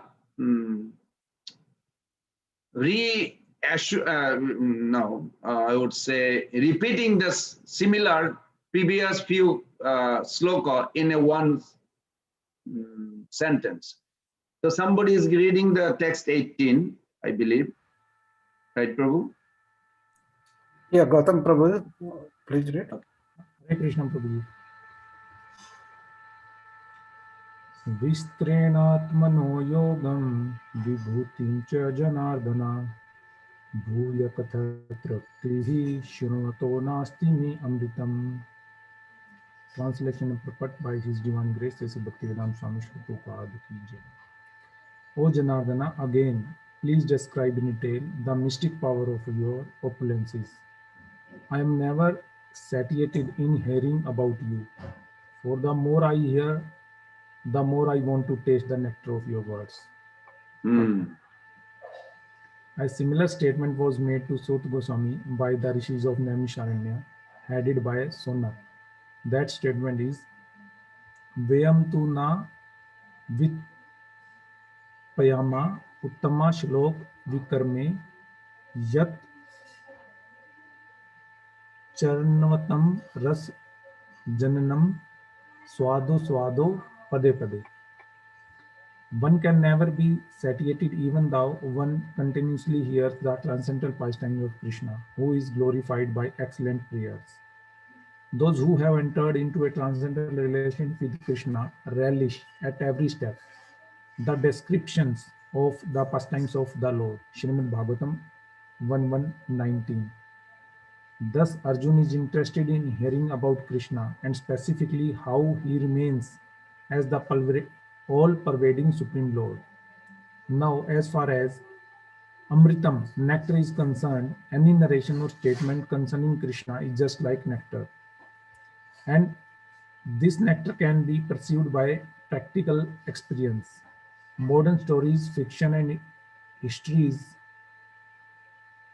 are different from the transcendental pastimes of the Lord, in that one will tire of hearing mundane stories, but one never tires of hearing about Krishna. It is for this reason only that the history of the whole universe is replete with references to the pastimes of the incarnation of Godhead. The Puranas are histories of bygone ages that relate the pastimes of the various incarnations of the Lord. In this way, the reading matter remains forever fresh despite repeated readings. Thank you. Hare Krishna. Very good. My question on this verse will be, how do you know what is the symptom that you are hungry? And when you are hungry, what do you need? Whenever we are hungry, we need food, and our energy is low and stomach is demanding something. Can you apply this in this verse, text 8 you just read? See, this is beautiful. You can look at from different angle. That just imagine somebody telling you a story and you falling asleep. How exciting that story must be. You making you sleepy. It's not exciting. Yes, it's not interesting. But if you're so excited, you say, tell me more. You are like opening your eyes, big eyes like Jagannath, open big eyes when Chaitanya Mahaprabhu disappeared. Mahaprabhu challenged Jagannath. Hey, Brajendra Nandan Sam. He didn't see Jagannath. He saw Brajendra Nandan Sam. After 50 years, I'm meeting in a mood of Radharani. Do you still love me? You have 16,108 queens. Do you still love me? A question Mahaprabhu asked. If you still love me, I want to see it. Mahaprabhu disappeared, went in the backside. What happened, Jagannath? Big eyes. Where is she? Where is she? No, I don't care, this 16,108. Don't tell this to Dalka Queen. I'm assuming you all are Brajavashi, so it's okay. So then Jagannath opened wide eyes and looking where? Then the king sent all these thousands of military, elephant, horses, everybody to pull the chariot. Nothing moves. Jagannath doesn't care to move. He's not interested, Shamsundar. He's looking for, after 50 years meeting in Kurukshetra. It's such a tragedy, you can say, emotional game. Then after a little while, when Mahaprabhu came back, in Radha's mood, Jagannath is so happy. I'm so happy. He just touched with his forehead. He told Mukunda, just pull little bit. Chariot is going. Thousands of horses, everything could not move. Little forehead touch. So this is a bhava exchange. Same thing here in a wonderful way. Krishna says, oh Janardhan. Why Janardhan? I'm reading Vishwanath Chakravarti Thakur says, that Janardhan, as one who is prayed to Ardhan, Jana Ardhan, by all people, Jana means people, Ardhan, they are praying.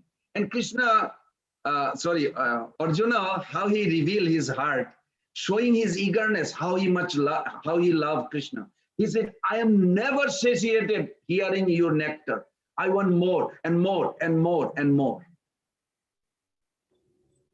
You'll see the person you are expressing that kind of is completely changed, different person. You know, as a joke, don't take it anybody personally. In America, majority ladies complain the husband don't spend enough time to talk or hear. It's just the opposite of Krishna and Arjuna. So they have a relationship problem in the material world, here in America at least. So I relate with this, that how the bond between the Krishna and Brajavashi, it's just the opposite, because completely given to each other. They're talking 24 hours a day. When Hansudut Maharaj, he passed away, he came to Prabhupada. Well, he is from Germany originally, he's a Germany, but when he came to America, he was taking some drug. Anyway, he went through sometime he could not sleep for 3 days. And his family was worried. He took sleeping pill, even not making him sleepy. So he saw the Hare Krishnas are dancing, chanting. So he came there and they found out that Prabhupada was there. So he said, can I meet your master? Sure. So they introduced, this is, I forgot his Karmi name now. Oh, Krishna. Anyway, so then Prabhupada said, come here, come here. So he looked at his eyes and he said, you're normal. See, I'm normal. I'm not sleeping. I don't feel sleepy. Prabhupada said, yes, you are normal, because Braja Gopis, they never sleep. He said, who are Braja Gopis? And then Prabhupada, you see, Prabhupada is where he is from. He's talking to the first time a Westerner has no clue about Vrindavan, and he's telling about Braja Gopis. He said, they are the biggest, highest lover of God. And Hansud Maharaj said, really, what does that mean? He said, they never have time to sleep. Oh, so you are doing good, Prabhupada says. Then Prabhupada says, oh, we don't preach that, because then people will be scared, they will not come. We don't preach, but actually in Vrindavan, no Brajagopi ever slept. Do you know any pastime, anybody knows any lila that Brajagopi went to sleep? I know only one pastime at 3:36, which I meditate here in our temple here. At 3:36, Srimati Radharani and Krishna separate. Just moment before they go to sleep. They bond so much tight to each other. They're going to spend some time. All of a sudden, I get scared of saying that name. It's Kukkuti. Something like this comes. Means it's a morning time, they have to wake up. They just finally about to go to sleep. And if Radharani doesn't let Krishna go, then they say another name, which we should not remember, but we cannot forget either. Jatila. Jatila or Kutila.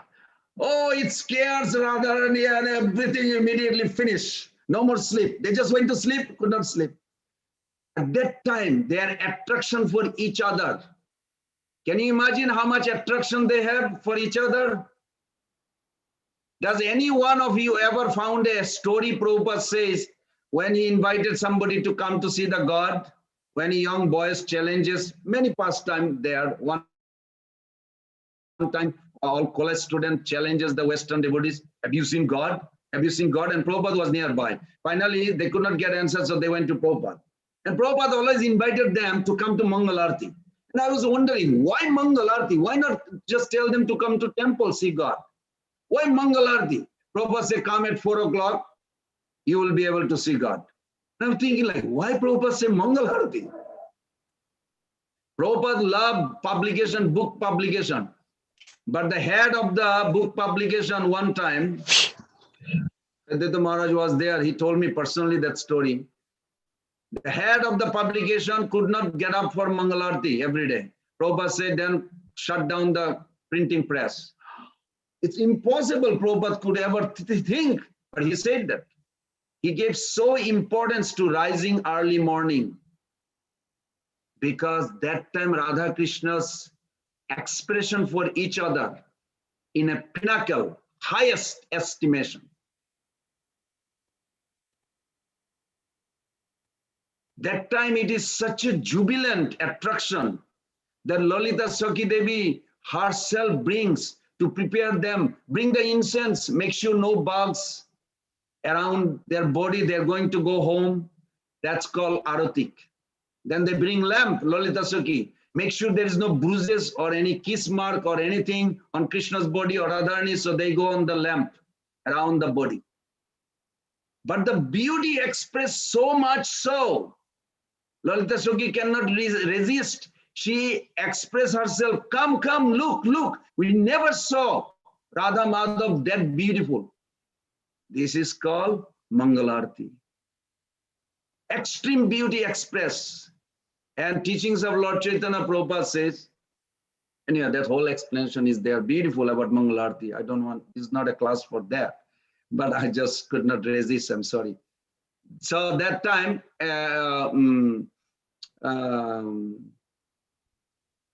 as they are moving, separating, the whole beautiful scenery take place. And Prabhupada in teachings of Lord Chaitanya says, this incessant attraction for each other is the root cause of anything and everything. If I ask you a question, what is the purpose of your existence? You have to address to that. That attraction. Krishna is eternally supreme attractor. And if we cannot attract by Krishna, we are misfortune. We have misfortune. Our whole journey to draw attention of Lord, the act in such a way that Krishna has an interest for you, then your journey is over. So Arjuna is expressing here, I never satiated hearing your nectar. This is the love talk.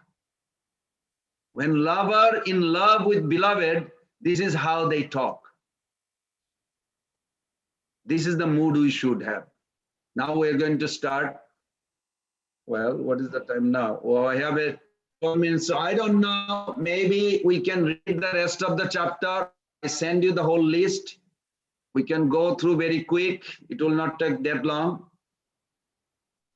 Because 11th chapter is also very important. I want to start 11th chapter also tomorrow.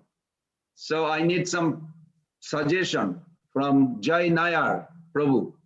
What do you think we should do? I have to leave in 5 minutes, Prabhu. So whatever is the fastest we can do. We'll just have a question and answer. I would request everybody to read that chart that we made. We saw that chart. It's enough explanation. And if we need any clarification, we can discuss that tomorrow before we begin the chapter 11, because chapter 11 is very exciting also to me. Of course, culmination is chapter 12. And if any of this sloka in this chapter, like 34, has a 6 quality of the ladies is Krishna. Krishna is also all devouring death. Mrityu sarvaharascha udbhavasya bhavishyatam. Those are important verses. I'm not trying to ignore any of these verses, but I'm saying these are all vibhuti. In a sense, try to see Krishna in all of them. That will, as I mentioned, that we love Krishna with the world. Means try to see Krishna in all those things. Instead of seeing the matter, the spirit, Krishna is already in the matter also. The conclusion is that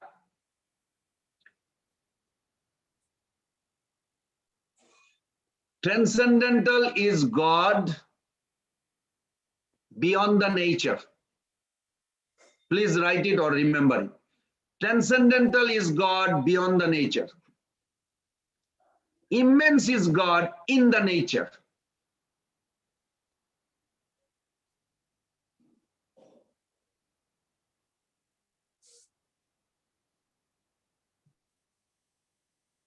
Immense is God in the nature. So most of the world religion that will only say God is transcendental. Yes, it's not part of this world. We agree, we're not denying. But the second part they don't know. That immense is God in the nature. And where is this is coming from? This is coming from the last verse after the Vibhuti, the 40. Oh, there's the list, whole list. Very good. Last verse 42. You can read that, and the verse before is also very important. That is the end of 41 of the Vibhuti. What is that?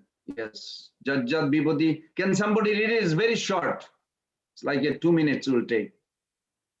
The 41. Wait, I'm not jumping. Don't please forgive me. I'm not jumping to 41 from 19 all the way to there. I'm just saying all this in between is Vibhuti, culminates there.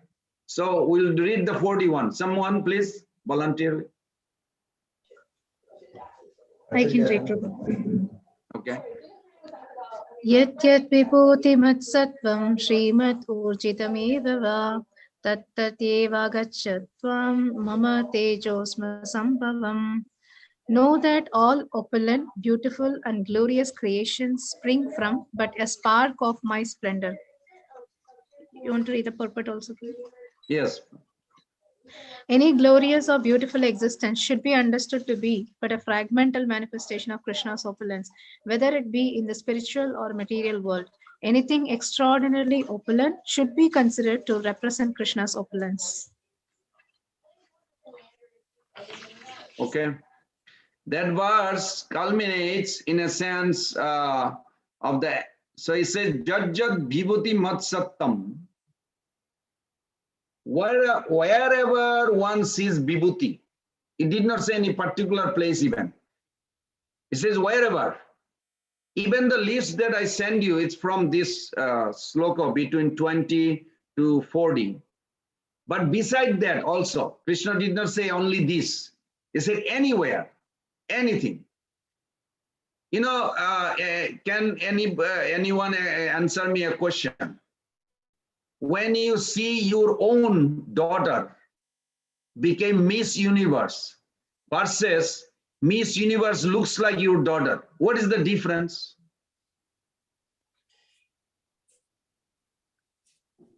Being Miss Universe is the original, and look-alike is a duplicate. It's not original. It's similar. Another angle, that is true. Another angle to look at it. So that is more pleasure giving if we see that our daughter, my daughter is Very Miss good. Universe. It's my daughter is more important. Whether Miss Universe or not Miss Universe, that is not related. But first thing is my daughter. It shows a possession. A possession we need with Krishna. He is my Lord. He is my friend. This possession try to develop through this vibhuti. Otherwise you'll miss it. Then what possession acts on? Affection. It's my daughter. If she gets hurt, I'm there immediately to take care of her. Protection, care. Possession, mamata, in Sanskrit called mamata. Mamata has a sneha, raharda. This affection, care, protection goes with that possession. It's my Lord, it's my Father, it's my spiritual relationship with Krishna has a connotation which is a very nourishing to the heart. It's very important. So when you read those vibhutis, make sure you're seeing Krishna, not the shark. Among the aquatic, I'm shark. I'm just giving an example. He said also. But when you look at the shark, it is not the shark we are looking. It is Krishna in the shark. What is in the shark that is Krishna? That is need to be focused.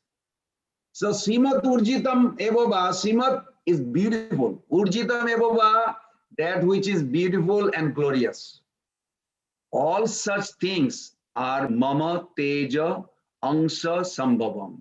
It's a manifesting Mama Teja Angsha, a spark of my effulgence. If we are attracted to only spark, then sparks will soon end. I thought about it. If you really think, the way translation and the word Krishna says, if we are attracted to only spark, are you familiar with the spark? When you see a spark in a festival days or other, it ends, isn't it? So then spark will end. And you are left with what? Nothing. So instead of attracted towards spark, we let the spark reminded us about the whole. Then redirect our attraction to the whole. Everybody is with me? Very good. If we are attracted towards spark, we will have infinite longing. So instead of that, we should have longing for the infinite. One place, all attractive things are present. Because deep down in you, if you look at it yourself, we all are innately pleasure seeking. Be honest. Can somebody here in the audience say, no, I'm not pleasure seeker? Then you must see a doctor. You must either sick or something not right. Because Jiva Sukhanyasi, Madhacharya says, pleasure seeking by nature. Pleasure seeking and you are inseparable. Whether it's a material pleasure or spiritual pleasure, that's not what we are talking. We're talking about that. Nature is always. So in our quest for pleasure, our senses constantly look for enjoyable objects, isn't it? Seeking such objects, people travel. America to India or India to America, from the city to another city, one country to another country, continent to another. Yet, pleasure eludes everyone. This is evident from the sobering truth that even celebrities who have the best sense objects are still depressed, addicted. I was in jewelry business before, and I had a whole book of Marilyn Monroe and Elizabeth Taylor. I don't know if you heard the name or not. But anyway, Elizabeth Taylor. And she was like ideal.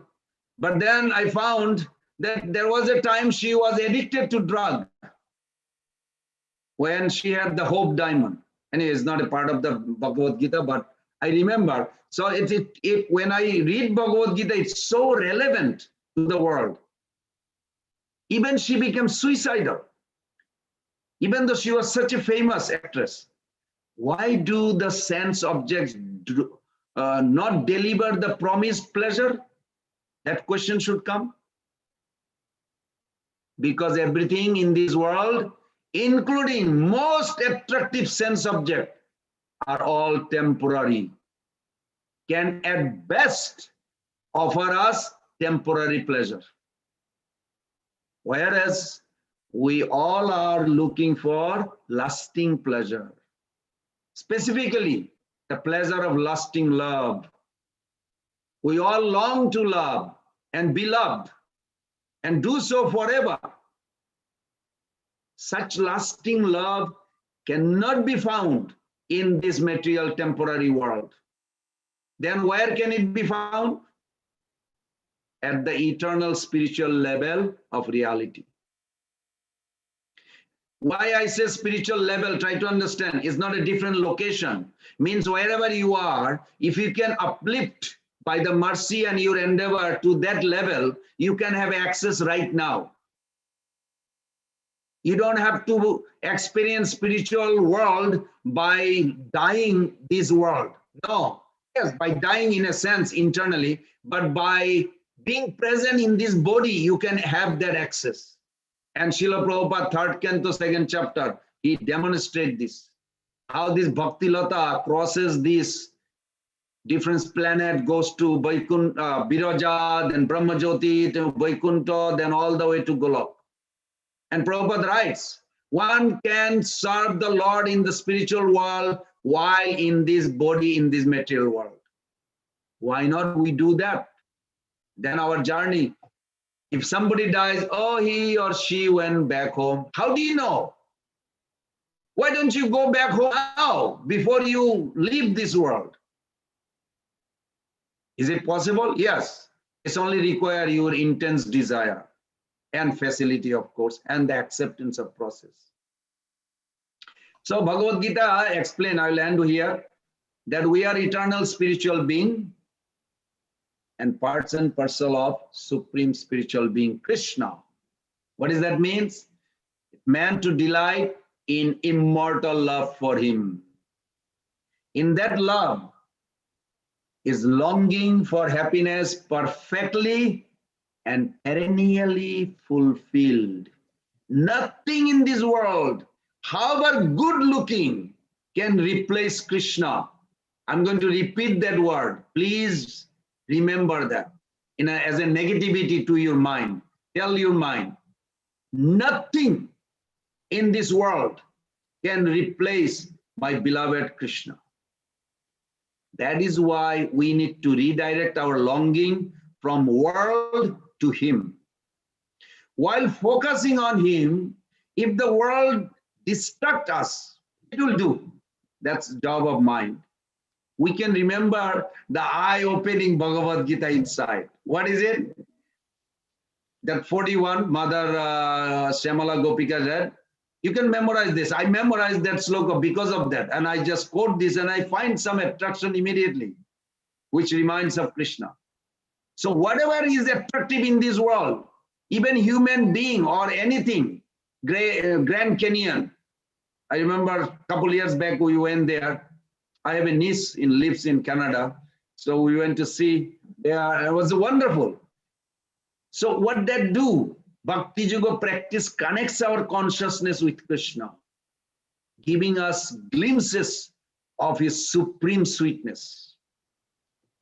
Enriched with that taste, we can see the world's attractive objects, not as independent source of pleasure, try to remember that, but as a pointer towards their all attractive source.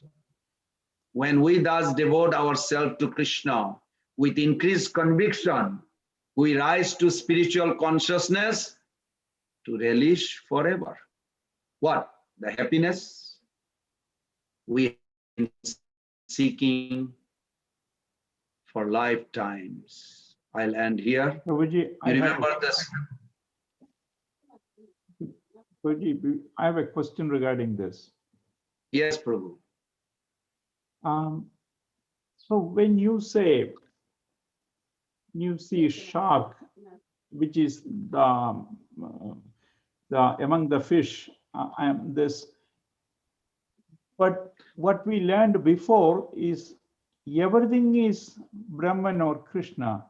So isn't other fish also Krishna, or you see Mount Meru or every other mountain, everything comes from Krishna, isn't it? So why would only the beautiful things, you know what I'm saying? The entire universe is Krishna. So why is only the most attractive, most beautiful things you say is Krishna? I'm sorry, somebody is interrupting. Okay. So you are saying that why shark, Krishna pointed out, not the rest of the aquatic, because everything, Krishna is the source of everything. If you remember, other day we discussed, there is two things, Krishna and Krishnas. We have to see everything in these two ways, Krishna and Krishnas.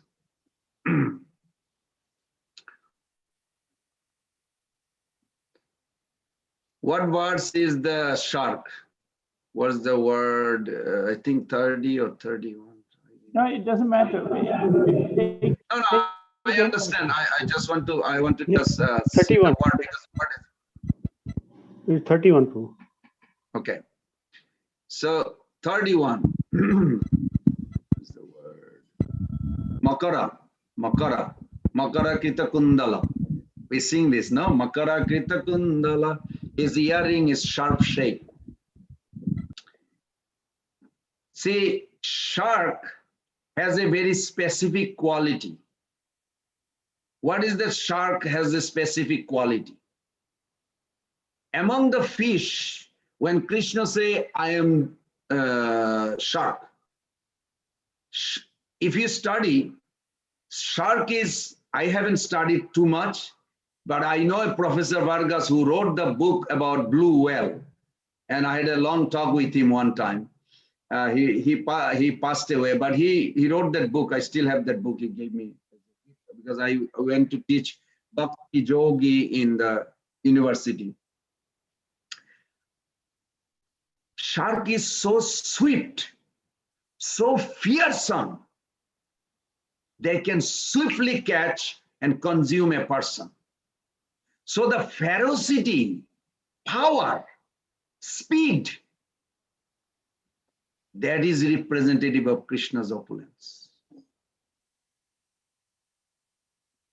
You don't see that with other aquatic.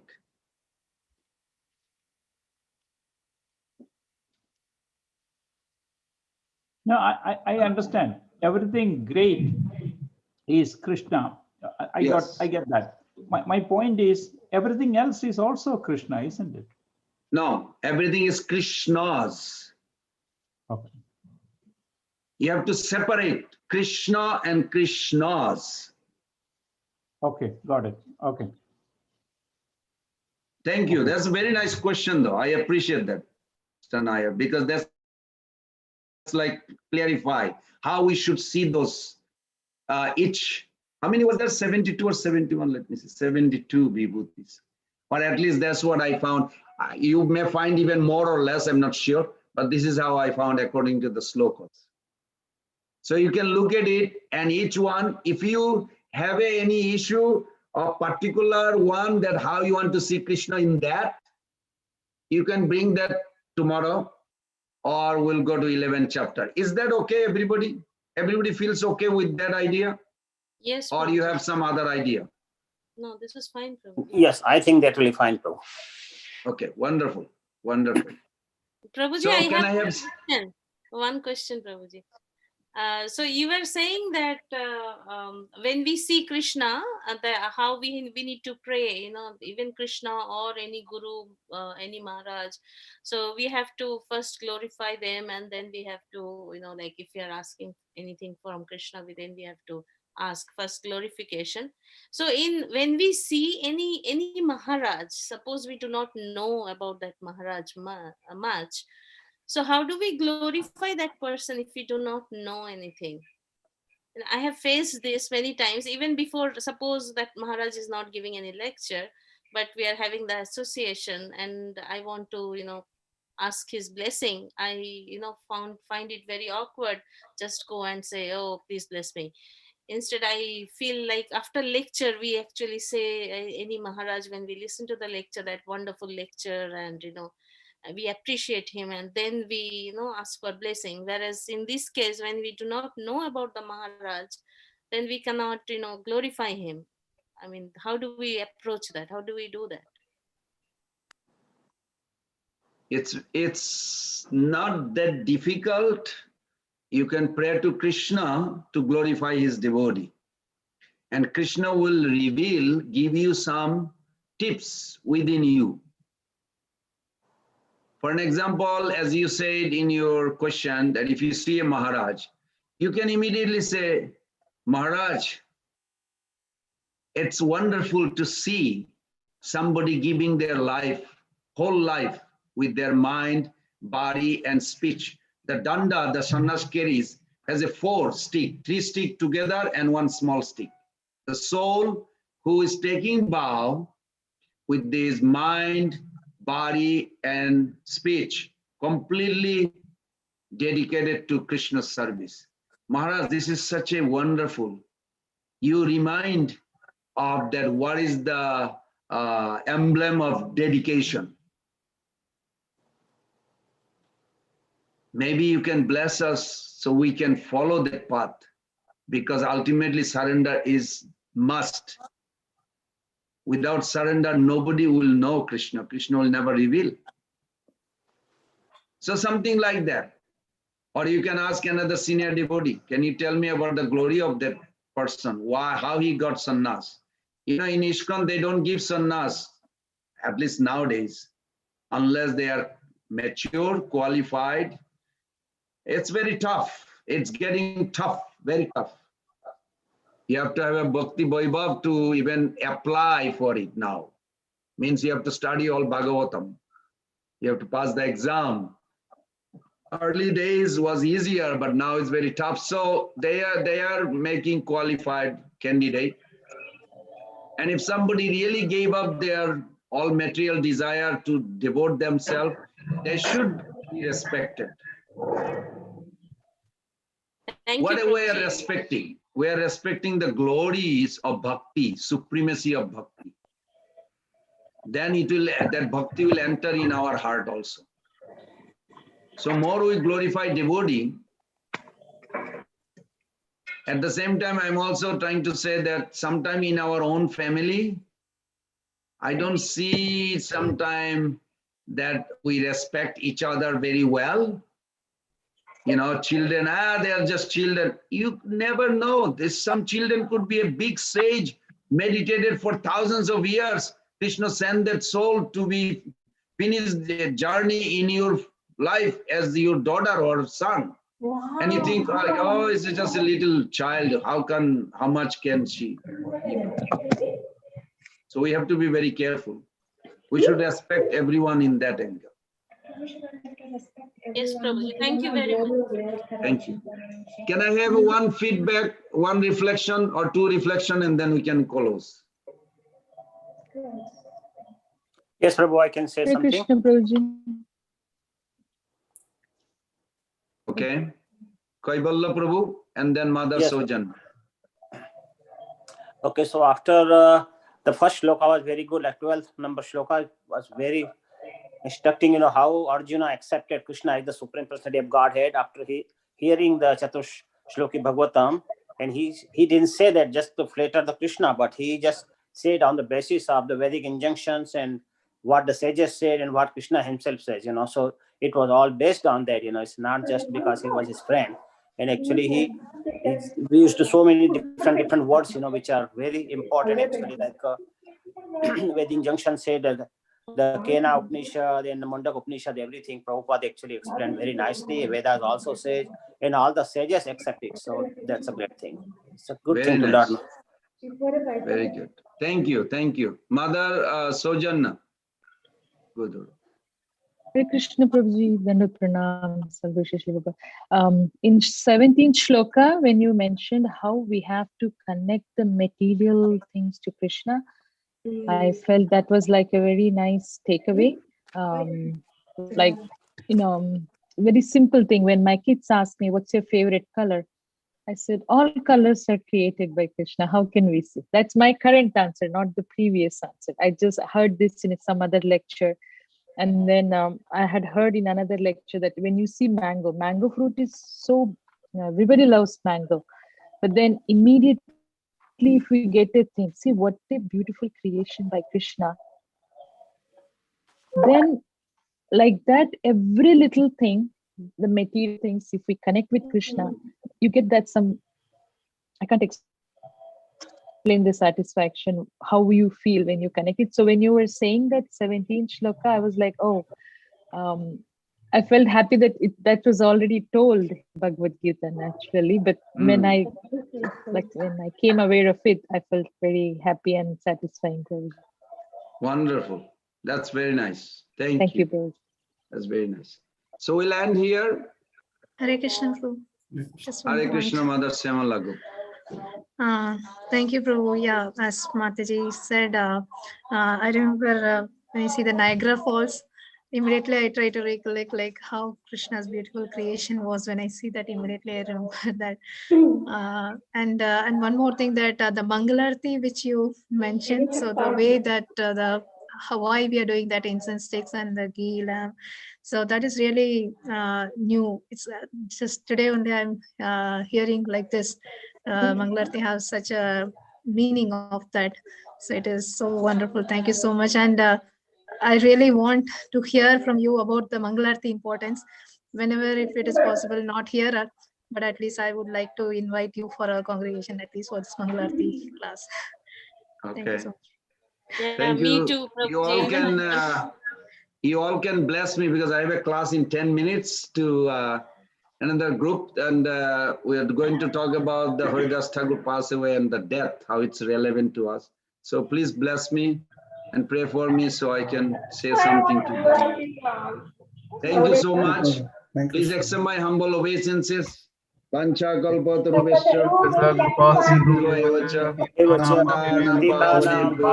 Vaishnavebhyo namo namo. Anantagari Vaishnava Vrinda ki jai, Srila Prabhupada ki jai, Gaur Thank you so much, Premanande, Hare Prabhuji, for wonderful session. Hare Krishna. Jai.